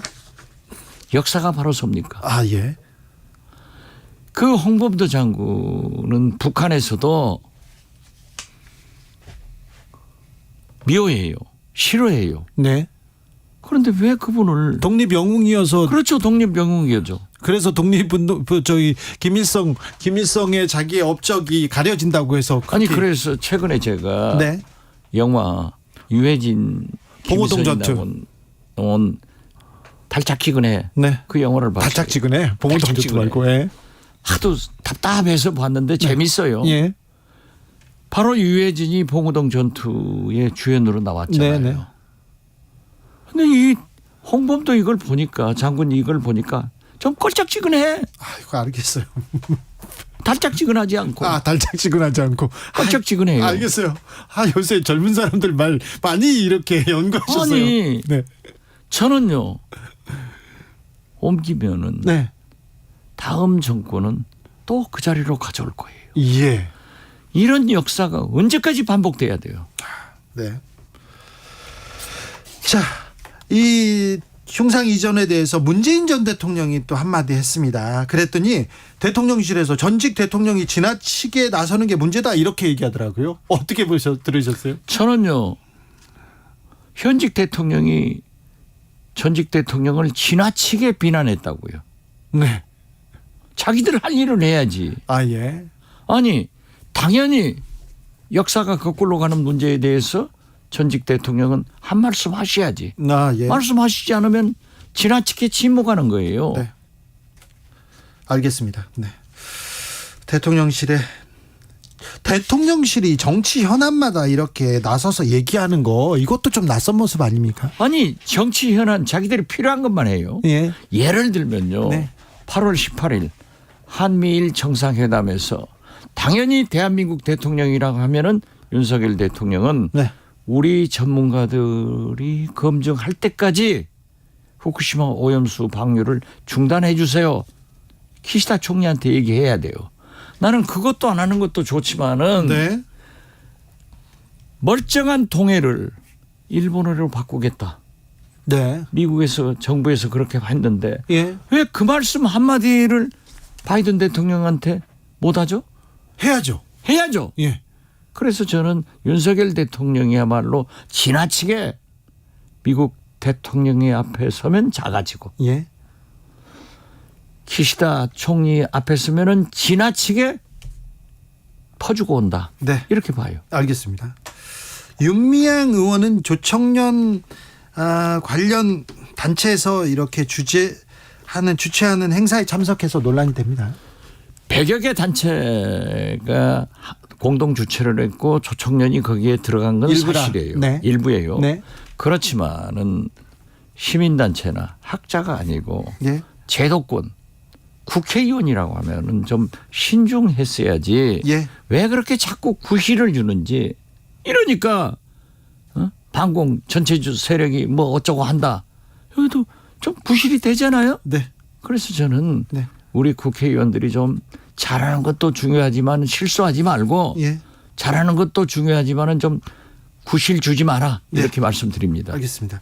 이 문제도 물어봐야 되는데 이종섭 국방부 장관 경질설이 뉴스에 나왔어요. 동아일보에서. 예. 어찌 보셨습니까? 신원식 장관이 네. 된다는 그런 보도인데 네. 신원식 의원이 네. 굉장히 최근에 와서는 오바를 하더라고요. 목소리를 높이더라고요. 그렇죠. 그래서 저분이 국방장관을 노리는구나 했는데 네. 이종섭 국방장관이 최근에 헤맨 거예요. 예. 박정훈 박대령 수사 전 단장 문제도 대통령이 진로했다 하는 것이 터져 나오고 네. 홍범도 예. 함도 바꾸자 하는 것을 해군과 예. 알력이 있더라고요. 예. 그러니까 청와대 국방비서관 안보실 2차장과 함께 예. 국방 라인을 바꾸는구나. 바뀌었으면 좋겠어요. 아 그래요? 그 사람 그건 뭐 하는 거예요 도대체. 알겠습니다. 네. 저 문제도 이재명 민주당 대표는 단식 오늘로 엿새째입니다. 계속해서 정부에 대한 비판 수위 높이고 있습니다. 당연하죠. 네. 윤석열 대통령 집권 1년 반 만에 네. 윤석열 대통령은 국가 재난 시대를 열었습니다. 예.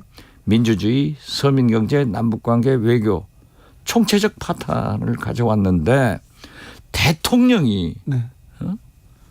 야당을, 언론을, 진보 세력을 저렇게 맹비난하면서 당신들하고는 같이 못 간다. 네. 협치도 못한다. 예. 혼자 날아간다. 네. 라고 했으면 이 총체적 위기를 다수당의 대표로서, 야당의 대표로서 방관만 하고 있어야 될 거냐. 네. 그런데 이번에 이재명 대표가 지금까지 저도 좀 유감이 많았어요. 왜 그렇게 하냐 네. 했는데 후쿠시마 오염수 반대와 이번 단식 투쟁은 참 잘했다.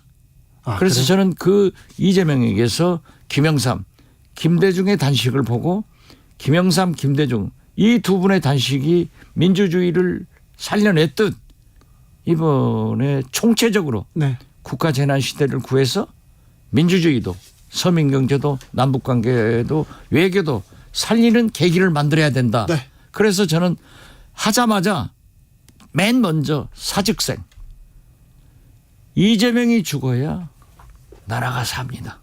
이렇게 했습니다. 네. 사실 윤석열 정부 나라를 못 이끌고 있다. 국민의힘 보이지 않는다. 이렇게 얘기하면서도 민주당은 정권에 대해서 비판도 제대로 못한다. 이런 지적이 있었잖아요. 있었죠. 내부 싸움만 저도 하고 그걸 있다. 굉장히 많이 지적을 했어요. 예. 심지어 나는 내가 좀 내 자랑 같습니다만 네. 180여 명 당신들보다도 박지원 스피커가 훨씬 강하고 훨씬 내가 더 투쟁 잘한다. 이건 좀 자랑이 아니라 많이 자랑이잖아요. 아니 많이 자랑이 아니라 네. 다 그렇게 평가를 했어요. 다 그랬어요? 예. 다는 아니고 일부에서 막 아니 일부도 아니고 여러분들이 이해찬 전 대표도 저한테 그러더라니까요. 알았어요. 네, 알겠어요. 자, 그런데 이번 단식을 통해서 내부의 이 단합을 꾀할 수 있을까요? 아니 지금 현재 죽느냐 사느냐가 문제지. 네. 나라가 어떻게 될 것이냐 이것이 문제지 일신의 문제가 아니에요. 알겠습니다. 그렇기 때문에 저는 평소에도 그랬지만은 네. 민주당의 최대의 혁신은 단결 네. 그리고 강한 야당이 되라. 네. 강한 야당이 돼서 윤석열 정권의 이 폭정을 고쳐내야 된다. 네. 그런 얘기를 하는데 예. 일부에서 이재명 대표의 단식을 폄훼하면서 네. 얘기하는 것은 뭐 국민의힘에서 대통령실에서 얘기하는 것은 그분들의 축복은 받을 수가 없겠죠. 네. 그렇지만 당내에서 이런 얘기를 하는 사람들은 틀려먹었다. 네, 저는 알겠습니다. 그렇게 봅니다. 그런데 검찰에서 소환 얘기하고 영장 얘기하고 있습니다. 근데 이 단식이 있는데 검찰 소환과 재판이 걸려 있어요. 이 부분은 어떻게 될까요? 저는 이재명 대표에 대한 영장 신청은 검찰에서 하지 못할 거로 봅니다. 아, 단식 때문에요? 아니요. 아예- 사실이 그렇죠. 이거. 아예 영장 400여 변의 압수수색을 했지만은 보고 싶다 증거야. 하나도 안 나타났잖아요.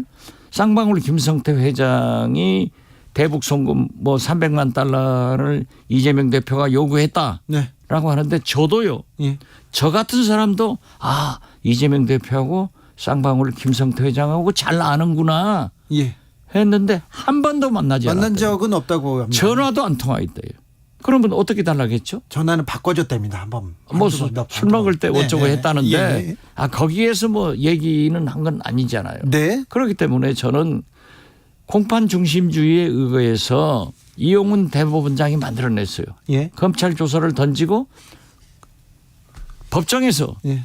증거를 채택해라. 죄형 법정주의. 그렇죠. 그렇기 때문에 저는 하지 못한다.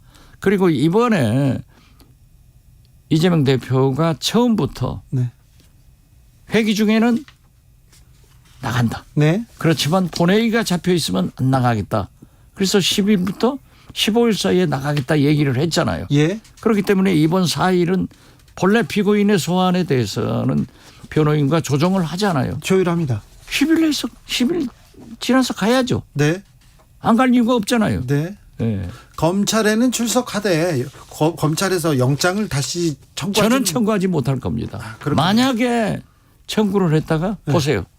비회기 중에 청구하라고 기회를 줬잖아요. 네. 안 하잖아요. 자, 비회기 중에 청구하라고 이재명 대표가 얘기했잖아요. 그렇죠. 그러면 검찰은 회기 중에 할 것 같아요. 아니 그러니까 그러면요. 그것을 회기 중에 함으로써 네. 민주당을 시험에 들게 하는 거예요. 예, 시험에 들게 하면요. 하면은 저는 민주당이 약속한 게가 있어요. 예. 이재명 대표가 나는 당당하게 법정에 나가겠다. 불체포 특권 내려놓겠다. 그렇지만 헌법과 실정법은 반드시 국회 본회의의 동의를 받게 돼 있다고. 예. 그렇기 때문에 민주당이 미리 가불해서 걱정하지 마라 이거예요. 예. 저는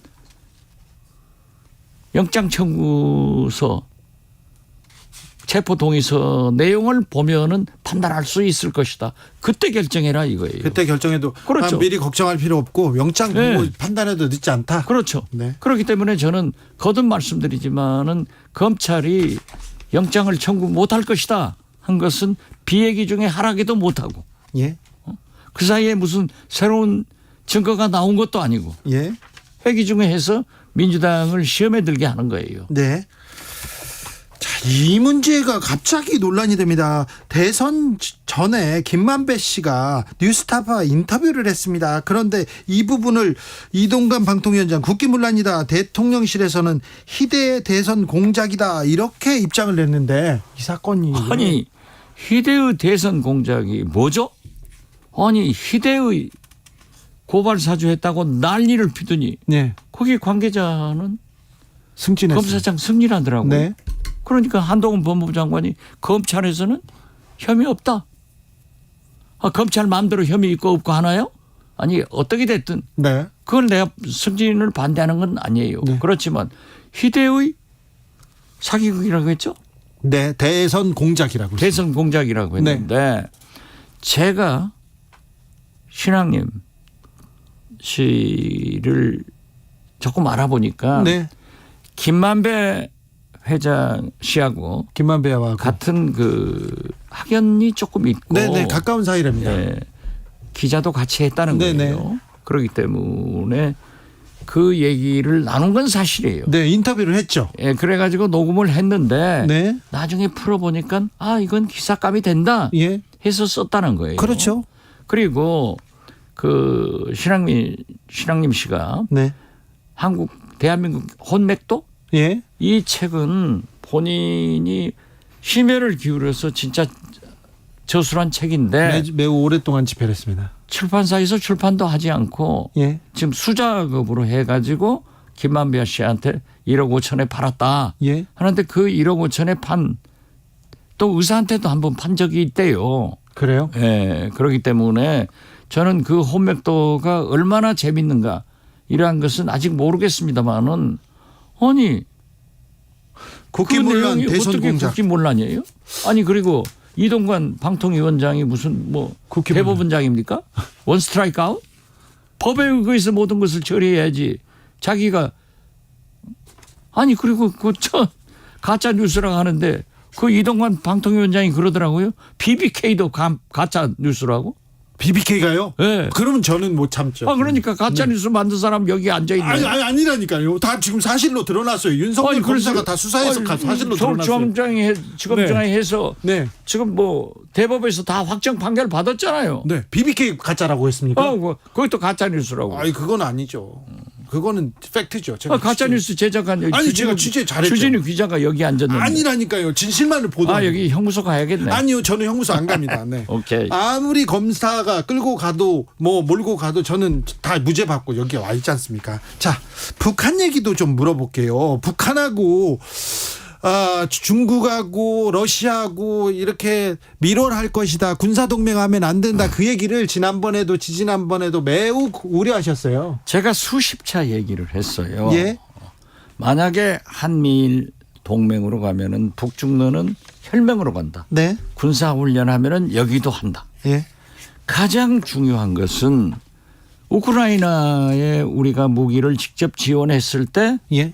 북한도 러시아에 무기를 지원하고 네.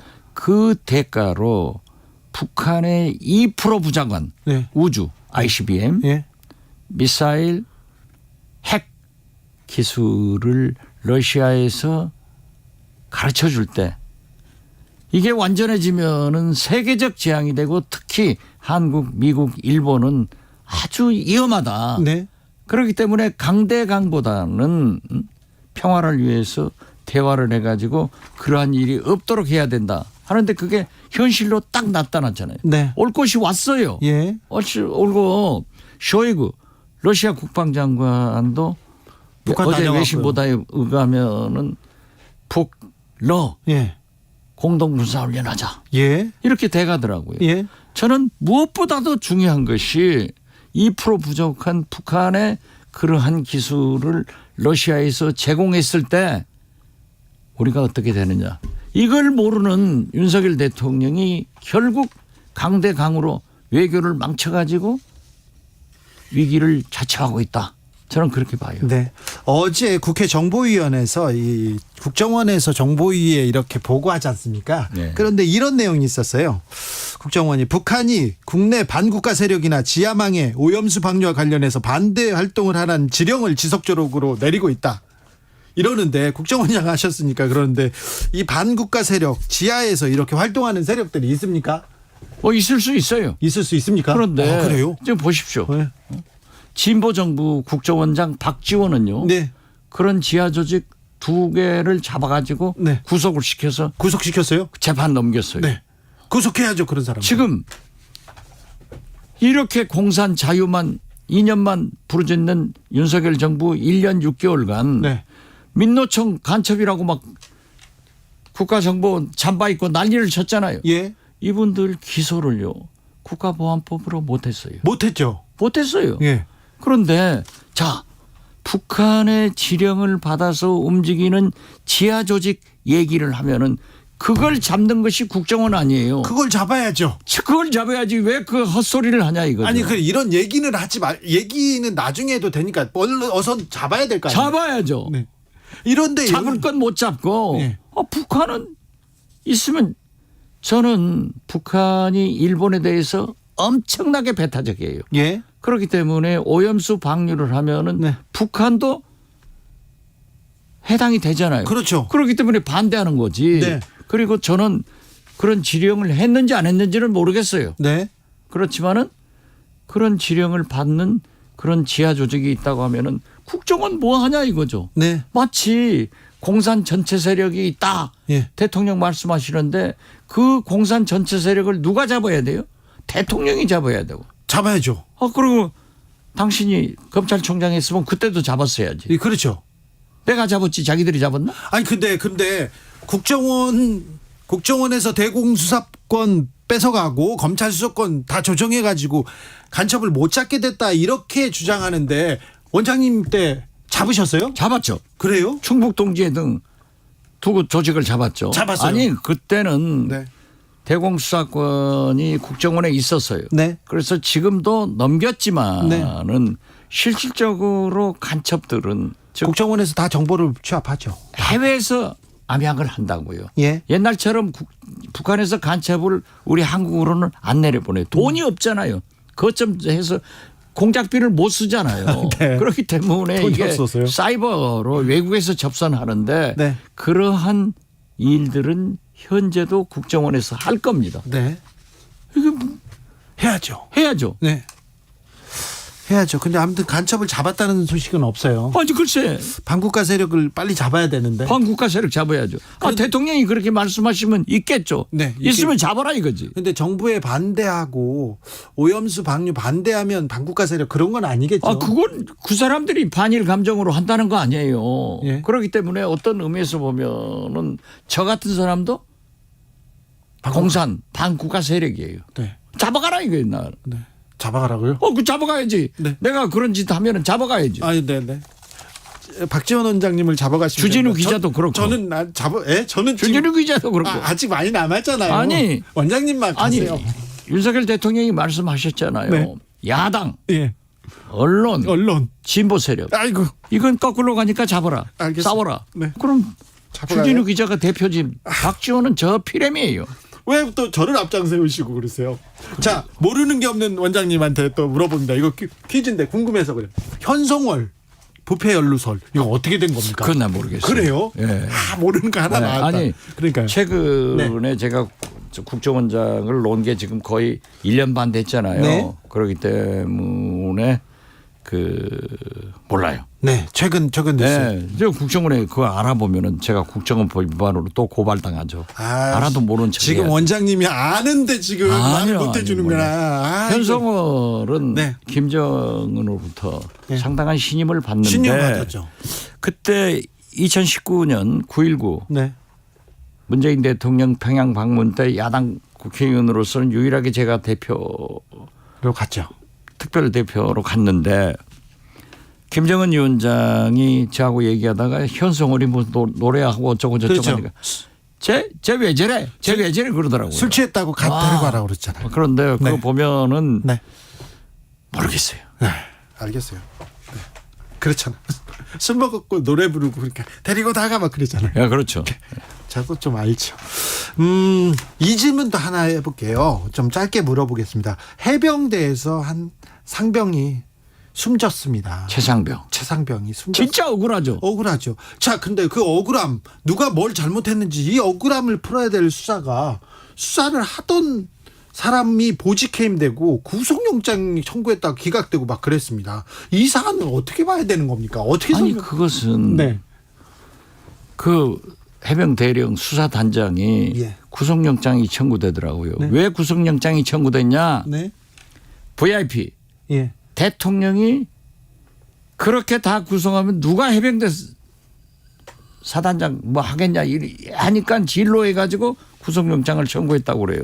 그래서 나는 사법부에 대해서는 존중하는 입장인데 아무리 군 사법부지만은 절대 기각될 것이다. 내 방송에서 했는데 내가 천공스승도 아닌데 딱 기각되더라고요. 알겠어요. 그런 거 보면은 우리나라 그 사법부 군 사법부도 살아있다.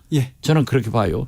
아니 왜 수사단장 박대령을 구속영장 청구합니까? 국방장관을 해야지.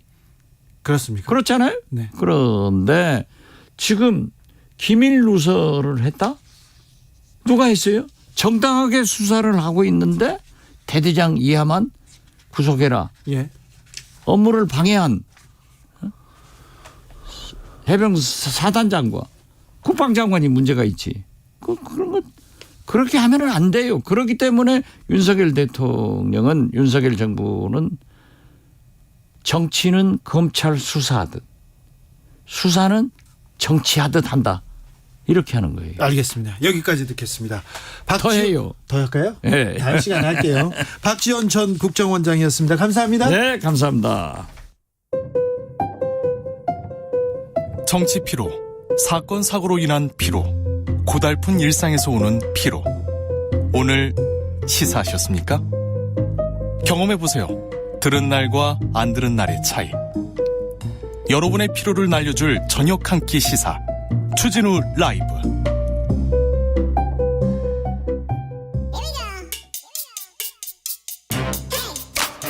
뉴스를 향한 진지한 고민, 기자들의 수다. 라이브 기자실을 찾은 오늘의 기자는 은지옥이요. 시사인 김은지입니다. 자, 오늘 준비한 첫 번째 뉴스부터 가봅니다. 네, 정부가 내년도 R&D 예산을 올해보다 16.6% 줄입니다. 얼마나 줄었던 거예요? 네, 지금까지 나온 언론 보도 종합해서 보면요. 3조 4,500억 원 준다. 이렇게 보면 될 것 같은데. 다른 거는 좀 줄이더라도 이 R&D는 줄이면 안 된다. 이런 얘기하는 분들 많은데. 네, 이제 원래라면 이제 기획재정부가 지난해 내놨던 2022년부터 2026년 국가재정 운영 계획이라는 게 있습니다. 여기서는 미래 사회 대응과 신산업 육성을 위해서 R&D 투자 확대한다라고 밝혔거든요. 확대한다고 하고 예산 잘랐다고요? 네, 그래서 이제 8천억 원 더 편성한다라는 계획을 이미 제시한 바가 있습니다. 네. 이게 올해 3월 확정된 기조가 계속 유지되고 있었는데 이제 그런데 이제 한참 기재부로 넘어가서 각 부처 예산 요구안이 심사가 화제가 되던 지난 6월 말에 윤석열 대통령이 국가재정전략회의에서 이런 말을 한 바가 있는데요.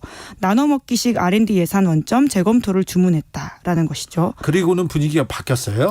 약간 그런 식의 의심을 지금 사고 있는데요. 야당은 특히나 이에 대해서 국회에서 이제 세게 문제 제기를 하고 있습니다. 네. 특히나 이제 어제 이제 국회가 열렸었는데 이에 대해서 대통령 말 한마디, 특히 이제 카르텔과 관련해서 이야기가 나오자 예산이 깎였다라는 식의 지적을 하고 있습니다. 국민의힘에서 뭐래요? 네, 이제 그렇지 않다라고 하는 것인데요. 이제까지 비효율적으로 계속 좀 올라왔었고 이것들을 좀 정리하는 차원이다라고 하는 이야기를 하고 있습니다. 그런데 과학계에서는요, 사실은 뭐 지원, 그 연구기금 이런 게 있어야 이렇게 연구에 나서는데 과학계 좀 뒤숭숭하다면서요? 네, 아무래도 그럴 수밖에 없는데요. 국가과학기술연구회에 소속된 정부 연구기관 25곳이 있습니다. 네. 여기가 평균적으로 주요 사업비가 4분의 1씩 깎였다라고 하거든요. 아, 그래요? 네, 이제 뿐만 아니라 우주개발 같은 기관별 핵심 사업까지도 이제 일괄 삭감됐다라는 보도가 나오고 있는데. 아니, 우주 시대를 연다면서요? 네, 뿐만 아니라 이제 카이스트는 개교 이래 예산이 깎인 적이 없었는데 처음으로 깎인다라고 합니다. 카이스트도요?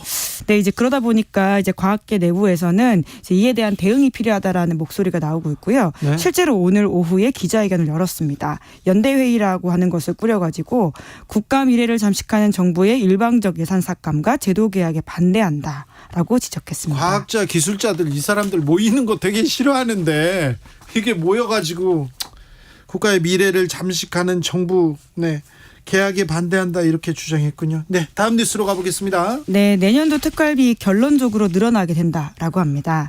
아니요, 특활비가 는다고요? 네, 이제 물론 특활비라고 하는 항목에 들어간 것들은 주는데요. 네. 다르게 들어가는 항목들이 사실상 특활비 역할을 해서 올라간다라고 보는 게 맞다는 게 한국일보 보도입니다. 이 부분은 줄여야 된다, 이 부분은 없애야 된다, 이게 맞다 이렇게 얘기 나왔는데 어떻게 된 겁니까? 네, 기재부 발표대로 특활비 규모 자체는 작아지는 게 맞는데요. 하지만 법무부와 가기부가 배정받은 정보보안비라고 하는 게 있거든요. 예. 이걸 보면 전체 특활비가 늘어났다라고 하는 것이 한국일보 기사인데요. 예. 기재부는 국방부 한 곳이었던 정보보안비 지급 기간을 법무부, 과기부로 넓혀서 42억 33억 원 신규 편성했다라고 합니다. 법무부에 돈 많이 주네요. 이거 왜 그러죠? 네, 이제 특히 이제 정보보안비 같은 경우에는 각 기관이 국정원과 협업해서 쓰는 특활비 내 정보 관련 비용을 떼어낸 예산이다 이렇게 알려져 있거든요. 그리고 이제 국방부도 이런 특활비를 대체해서 이 돈을 받는다라고 하고요. 뿐만 아니라 국정원도 이제 관련된 예산들이 들어가고 있다라고 합니다. 이 부분은 좀 유심히 좀 살펴봐야 되겠는데요. 네, 이제 특활비 같은 경우에는 특히 이제 국정원은 이 사건으로 수사를 하고 고초를 겪고 실제로 유죄가 나온 바가 있지 않습니까? 그래요, 아무렇게나 썼잖아요. 네, 이제 그러다 보니까 이것들을 이제 정보보안비라고 하는 명목으로 이제 좀 쓰고 있다라고 하는데요. 이런 것들은 계속 늘어나고 있다라는 지적들이 나오고 있습니다. 네. 국정원의 이렇게 특활비, 정보보안비 이런 부분은 조금 이해가 되는데요. 검찰, 법무부의 정보보안비, 뭐 특활비 이거는 좀 말이 안 되는 것 같아요. 네, 그러다 보니까 이런 반론도 있는데요. 사중당국의 한 관계자가 한국일보와 인터뷰에서 국정원 예산, 정보보안비 등 국회 정보위의 엄격한 예산 심사를 거쳐서 집행 역시 영수증 증빙을 원칙으로 해서 투명하게 하고 있다 이렇게 밝히곤 있습니다. 아, 그런데 특활비는 줄여야 됩니다. 지금 이거 쌈짓돈으로 쓰다가 지금 유용되는 경우 너무 많이 봤잖아요. 이 부분에 대해서 조금 얘기를 하면 이게 진짜 개혁일 텐데 이런 생각해 봅니다. 왜 그거는 못 건드리는지 안타깝네요. 마지막으로 만나볼 뉴스는요? 네, 일본 후쿠시마현 어민들이 소송을 한다라고 후쿠시마 합니다. 오염수 방류 때문에 그런 건가요? 네, 현지에서 보내온 기사를 이번 주 시사인에서 좀 실었는데요. 후쿠시마현 등 어업 관계자와 주민들이 9월 8일 일본 정부와 도쿄전력을 피고로 삼아서 네. 해양 방류 금지 등을 요구하는 소송을 후쿠시마 지방법원에 제기할 예정이라고 합니다. 후쿠시마 어민들이 반국가 세력은 아닐 거고요. 더 참 굉장히 주목됩니다. 네, 관련된 기자회견 열고 소송 내용도 좀 상세하게 설명했다라고 하는데 네. 일본 정부는 이제 IAEA가 지난 7월에 발표했던 보고서를 중심으로 이제 방어를 하고 있긴 하거든요. 네. 여기에는 이제 국제 관련 안전 기준에 부합하고 인체 및 환경에 미치는 방사선 영향을 무시할 수 있는 수준이다라고 하는 결론을 내렸다라고 하는 것인데요. 네. 하지만 일본 내에서도 다른 목소리가 나오고 있습니다. 네. 특히 연구자 등을 중심으로 구성된 일본 지식인 그룹 원자력 시민위원회라고 하는 곳이 있거든요. 네. 여기서는 해양 방류의 과학적 근거가 될 수 없다라는 견해를 발표하기도 했는데요. 네. 이 사고로 인해서 핵 연료에 직접 다 발생한 오염수 처리이기 때문에 일반 원자로에서 나오는 삼중수소 함유물과는 본질적으로 다르다라는 지적을 이 일본 지식인 단체가 하고 있다고 합니다. 일본 정부에서요. 이 일본 어민들 엄청나게 공을 들이고 신경 쓰고 있습니다. 네, 실제로 이제까지는 관계자의 이해 없이는 어떤 처분도 하지 않겠다라고 하면서 후쿠시마현 어업조합과 일본 정부가 문서로까지 약속을 한 바가 있습니다. 네. 그러니까 이 이해와 관련되는 상황에 있어가지고는 아직도 우리는 이해한 게 아니다라는 식의 주장을 일본 어민들이 하고 있거든요. 총리 만나서 우리는 반대 분명히 한다. 입장에 변화가 없다. 이렇게 얘기했잖아요. 네, 뿐만 아니라 이제 기시다 정부가 이제 해양 방류를 결정하자 같은 날 이제 경제산업상도 어업조합 회장들을 만나가지고 면담하면서 설득하려고 했는데요. 하지만 후쿠시마현 어업조합에서는 앞으로도 반대하는 자세로 임하겠다라고 밝혔고요. 그것이 소송으로 이어지고 있는 모양새입니다. 네, 후쿠시마 어민들이 오염수 방류했다고 소송에 나선답니다. 일본에서도 이런 움직임이 있습니다. 시사인 김은지 기자였습니다. 감사합니다. 네, 고맙습니다. 교통정보센터 다녀오겠습니다. 임초희 씨.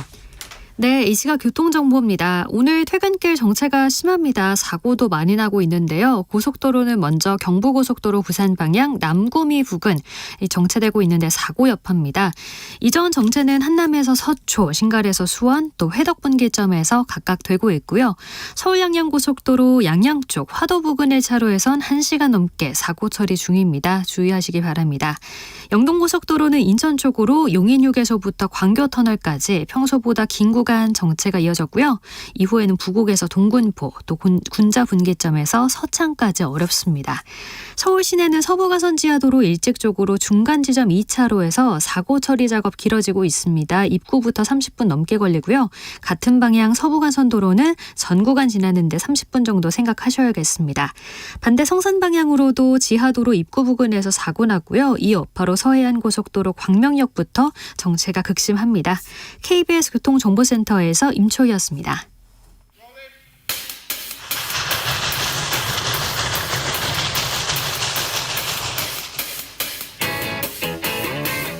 오늘도 열심히 돌아갑니다. 정치발전소 장앤창. 우리 정치평론계 최고수 두 분입니다. 장성철 공론센터 소장 어서 오세요. 네, 안녕하십니까. 장윤선 정치전문기자 어서 오세요. 네, 안녕하십니까. 별일 없으시죠? 네. 아직까지는요. 네, 아직까지. 네. 시절이 하수선해가지고. 그런데요, 김만배 씨 인터뷰 왜 이렇게 크게 논란이 됩니까? 대통령실, 방통위원장, 국민의힘 다 들고 나왔습니다.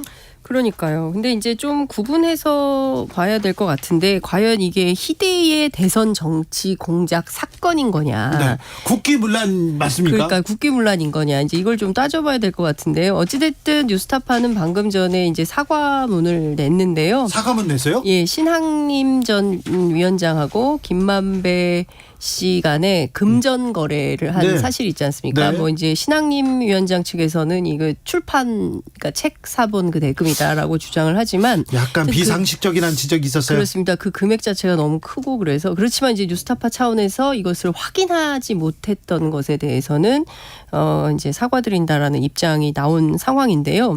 근데 어쨌든 이게 대선 정치 공작 사건인지는 좀 우리가 따져볼 필요가 있는 것 같습니다. 어쨌든 신학님 위원장하고 김만배 씨는 한국일보 선후배 사이예요. 네. 그리고 93년도에 노동조합을 같이 했던 사이다라는 거고요. 매우 친한 사이로 알려져 있습니다. 관련해서 뉴스타파가 이번 주 목요일, 내일 모레인데요. 김만배 신학님 간 72분짜리 녹음 파일의 전 분량을 다 공개한답니다. 네. 그래서 편집 의혹이 제기될 수 있기 때문에 관련해서도 전문가 검토를 거치고 있다. 그래서 일단 72분 다 듣고 이게 대선 정치 공작 사건인지 한번 확인을 좀 해봤으면 좋겠다라는 입장인 것인데요. 어쨌든 그럼에도 불구하고 다 떠나서 부적절하게 금전 거래가 있었던 것은 사실이고 이것은 언론 윤리상 있을 수 없는 일이므로 이와 관련해서는 신학님 전 위원장이 입이 10개라도 할 말은 없는 상황인 것 같고요. 그렇지만 다만 대선 정치 공작 사건인지는 좀 다 따져볼 필요가 있다. 어찌 보셨습니까, 장성철 소장님? 대선 정치 공작 사건이죠. 그래요? 네, 왜냐하면 대장동과 관련해서 당시에 이재명 당대표가 상당히 코너에 몰렸었거든요. 그렇죠. 근데 이 인터뷰를 갖고 이게 인터뷰가 아마 21년 9월 달에 있었을 거예요. 그래서 15일.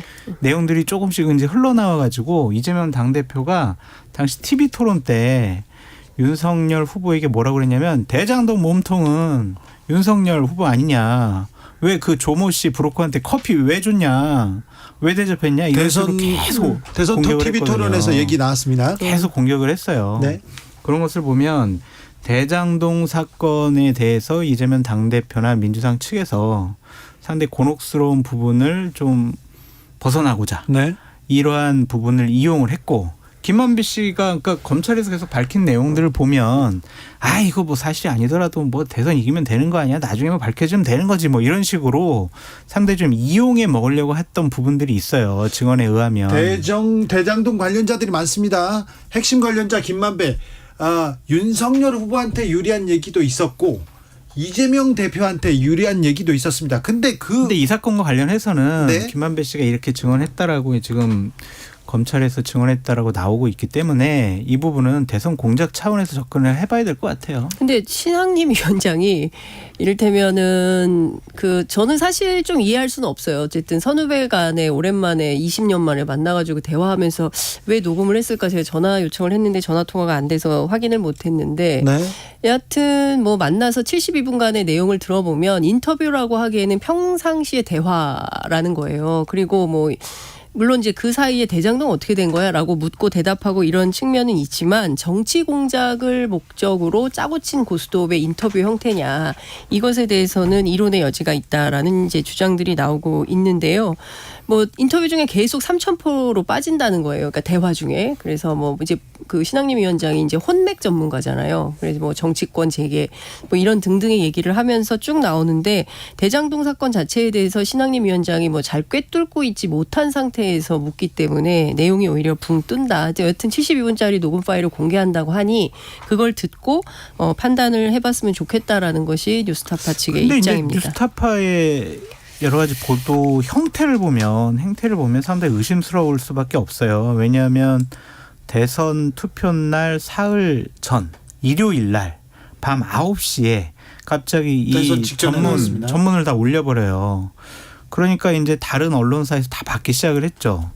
다른 데서 어떻게 도대체 이 사실관계를 확인할 수가 없어요. 해명할 수가 없어요. 네. 그런 것들을 보면 대선 며칠 앞두고 윤석열 후보에게 타격을 주기 위해서 이것을 적절한 시점에 의해서 공개를 했다라고 볼 수밖에 없죠. 근데 그러면은 대선 공작 차원이다라고 볼 수밖에 없죠. 근데 이제 통상 기자들 입장에서 당시에 어쨌든 김만배 씨가 굉장히 핫한 뉴스 인물이었고, 네. 그리고 뉴스타파 차원에서 크로스 체크를 많이 했어요. 그리고 박영수 특검에게도 연락을 했고, 근데 이제 그 문제의 조우영 씨하고 그 김모 검사라는 분은 답변을 아예 안 했고. 그렇지만 그 박영수 특검 측에서 뭐 사실관계에 대해서 잘 모른다라는 입장을 보내왔고, 그리고 이제 반론권이 되게 중요하잖아요. 이런 보도에서는. 그래서 상당히 보도 가치가 있다고 판단을 해서 보도를 했는데 당시 상황이 어땠냐고 제가 물어보니까 뉴스타파 안에서도 이게 보도하는 게 옳으냐 그르냐에 대한 상당한 설왕설래가 있었다는 얘기가 있기도 하고요. 근데 어찌됐든 이 뉴스타파라는 조직 자체가 무슨 뭐 특정 무슨 정치 집단을 비호하거나 이러지 않아서 오히려 민주당한테도 공격받고 또 국민의힘으로부터 공이 공격받는 시민 언론이거든요. 그래서 그런 차원에서 정치 공작을 했다 이렇게 보기에는 좀 너무 나간 시선이 아닌가 싶습니다. 자, 왜 지금 김만배 인터뷰가 이렇게 대통령실에서까지 커멘트를 할 정도로 이렇게 핫한 주제가 됐는지 참 지켜보겠습니다. 이재명 민주당 대표 단식 6일차입니다. 자, 어떻게 보고 계십니까? 내부 결속은 잘 된 것 같아요. 그렇습니까? 이재명 당대표를 중심으로 민주당 의원들과 민주진영에 있는 분들이 하나로 뭉치는 계기가 됐다. 그래서 이재명 당대표의 단식의 목적은 120% 이상 달성됐다. 그렇게 볼 수밖에 없죠. 일단 또 이재명의 목소리가 지금 전달되기 시작했어요. 그렇죠. 단식의 그리고 노림수였겠죠. 그리고 비명계 의원들이 공개적으로 이재명 당대표에 대해서 비판하기가 어려워진 상황인데 그래도 이상민 의원은 하시더라고요. 하는 사람은 있어요. 하지만 다른 사람들의 목소리는 집단적으로 좀 나오지 않고 있는 것을 보면 아마 이재명 당대표가 이제 누워 있을 거예요. 초췌하게 이제 기력이 없어가지고 앉아있지도 못할 겁니다. 사실 그 혈압도 좀 있고요. 뭐 좀 지병도 있지 않습니까? 그러니까요. 네. 네. 그런 모습 보이면은 아마 직접적인 공격이나 비판을 하기가 쉽지가 않을 거예요. 네. 어제부터 급격히 나빠져가지고 오늘 아침에 상당히 힘들어했다라는 거고 오후 들어서 조금 기운을 차리는 것 같더라. 이제 이런 얘기가 민주당 의원들을 통해서 전해지고 있고요. 관련해서는 사실 말을 아끼는 분위기예요. 불만이 없는 것은 아니라 네. 그렇다고 해서 당장 어쨌든 죽기를 각오하고 밥을 굶는 사람 앞에서 뭐 이게 오르니 저게 오르니 얘기하기가 굉장히 어렵다라는 얘기가 나오고 있고요. 근데 저는 그 얘기를 좀 하고 싶어요. 이제 국민의힘 의원들 대표 포함해서 뭐 무슨 웰빙 단식이라느니 뭐 신데렐라라느니 뭐 이런 식의 조롱 섞인 비아냥. 네. 근데 어쨌든 사람이 밥을 굶는 게 사실 쉬운 일은 아니지 않습니까? 네. 근데 그런 어떤 정치적 결단에 대해서 존중하지는 못하더라도 그렇게 희롱성 발언을 해서는 그 인간으로서 인간에 대한 예의 같은 거 있잖아요. 네. 그러니까 사람이 사람에게 대하는 최소한의 기본 예의 같은 게 있는데 그마저도 실종된 상태의 수준이라면 이거 매우 심각하다 이런 생각이 듭니다. 네, 좀 상호 이렇게 대화 협의 그리고 또 이렇게 존중 이런 부분은 좀 많이 떨어진 것 같아요. 정치권에서. 그거 아세요? 어떤 게요? 제가 한 달 전에 이재명 당대표 단식이나 삭발을 해라. 네. 이 자리에서 얘기했어요. 네. 처음으로. 네. 알겠습니다. 그 얘기 들은 것 같아요. 그렇죠. 장소영철 소장님 조언에 따라서 단식을 결행한 걸로. 네. 여기서 만드는 거예요. 근데 이제 뭐 어쨌든 포장은 윤석열 대통령 사과해라 잘못했다. 타도 윤석열 그렇게 외치고 있지만은 일단은 내부 결속력인 것으로 보여지고 분석을 해보면 네. 출구가 보이지 않아요. 출구는 병원에 실려가는 거죠. 뭐. 그렇습니까? 네. 아니 그 단식을 하면 상대당에서 와서 손을 잡아주고 우리 좀 그래 협치로 가자 하면서 이렇게 손 잡고 가지 않습니까? 김성태 전 원내대표가 단식했을 때 그때도 많은 일들이 있었어요. 그러니까 황교안 전 대표가 2019년인가요? 네. 그때 11월 달에 단식을 했을 때 민주당에서 상당히 조롱을 했지만 이해찬 전 대표가 네. 찾아갔었어요. 찾아갔죠. 추미애 대표도 가고 뭐 그랬어요. 네. 그랬는데 이제 이재명 당대표에 대해서는 대통령이나 아니면 윤핵관이나 아니면 김기현 당대표가 지금까지 대화나 협상의 파트너로 전혀 생각을 하고 있지 않기 때문에 찾아가서 여야 협치에 물꼬를 트는 중요한 계기가 될 것이다. 라고 생각하는 것은 낭만적이다. 그러니까요. 그래서 출구 전략이 아니 그러니까 저는 오히려 이제 야권 지지층을 결집시키는 데는 오히려 큰 도움이 될 수 있다라는 생각이 좀 듭니다. 왜냐하면 국민의힘이 새로운 국면을 만들 의지도 뜻도 없는 거 아닙니까? 이제 그런 게 확인됐기 때문에 양측의 지지층은 최대한으로 결집되겠죠. 그렇지만 이게 극단화된 진영의 정치가 과연 대한민국의 해법을 마련하는데 좋은 정치냐, 좋은 정치의 모범을 만들고 있는 거냐, 그건 아니다라고 볼 수밖에 없는 상황인 것이고요. 저는 결코 이게 정부 여당에게 유리한 판이 아니다. 이럴 때 손을 내밀면 그럼요. 훨씬 점수를 받지 않을까요? 기대하지 마세요. 네.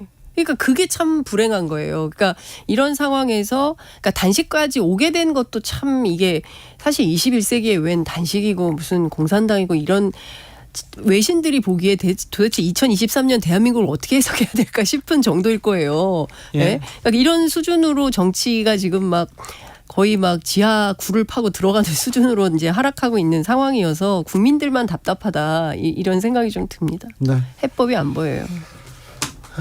TBS에서 김어준 그리고 이강택 전 대표에게 손해배상을 청구했습니다. 다수 제재로 출연금이 88억 삭감됐다는 이유인데 이 얘기는 다루지 않겠습니다. 왜요? 아니 다뤄요. 너무 황당무계한 것 같은데 저는. 아니 할만하다라는 좀 생각이 들고 김어준 씨가 TBS에 끼친 해악은 TBS의 존립 근거 자체를 없애버릴 만한 위험스러운 수준이었다라고 말씀을 드리고 1위 방송 그게 이제 특정 진영에서 보는 방송이었기 때문에 1위라고 말씀을 드리고 싶고요. 그러니까 오세훈 시장 쪽의 이제 분위기를 살펴보면은 본인이 서울시장 시절에 TBS라는 방송사를 없애버리는 그러한 낙인을 찍히는 것을 상당히 업적으로 생각하죠. 아니요. 그래요? 네, 아니 그게 어떻게 업적일 수가 있어요? 아니 근데 그렇게 생각하지 않으면 그럴 생각이 전혀 없대요. 지금 없다고요? 전혀 없대요. 없고 지금 내년도에 그 서울시 출연금을 깎아야 된다, 없애야 된다라고 강하게 주장하는 분이 누구냐면 서울시 의회에 국민의힘 출신의 의장이 그런데요. 그래가지고 이 상황을 오세훈 시장 측도 상당히 곤혹스러워하고 있다. 네. 그렇게 입장을 밝혔습니다. 검찰 인사는 어떻게 보셨어요? 네, 뭐 자기 사람들도 그런가요? 네. 그래서 손준성 씨는 검사장으로 승진시킨 거는 진짜 너무 조금 좀 거시기 한 것 같아요. 근데 저는 그 얘기를 좀 하고 싶어요.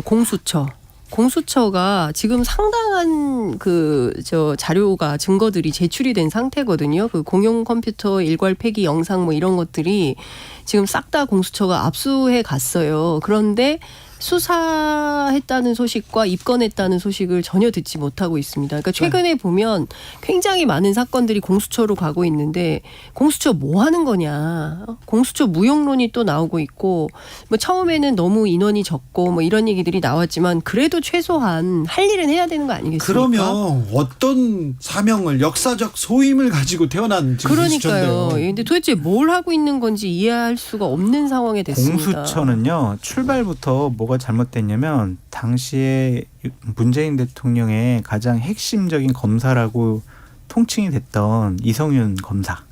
그 사람을 조사하면서 공수처장이 자기 차도 보내고 막 예우해가지고 막 이렇게 모셔와가지고 조사하고 다 드리고 이런 모습 보면은 끝난 거예요. 권력의 눈치를 보지 말고 조사하고 수사하라고 공수처를 출범시켰는데 친문 핵심 검사를 그렇게 조사해요? 그때부터 끝난 거예요, 공수처는. 네, 공수처에 뭐 하여튼 그런 문제가 있고 여하튼 이번 인사에서 뭐 손준성 검사 승진한 것도 중요하지만 대검 반부패 부장이던 신봉수 부장이 수원지검장으로 갔거든요. 앞으로 이재명 사건 세게 다루겠다.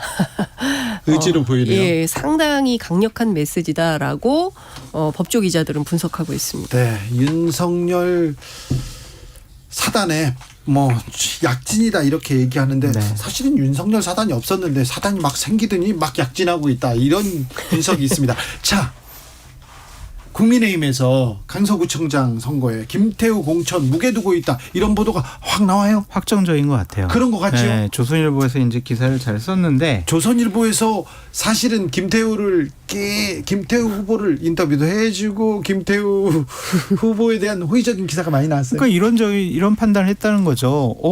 거기에 강서구에 13명의 후보가 난립했는데 갑자기 중앙당에서 낙하산으로 꽂아 내렸어?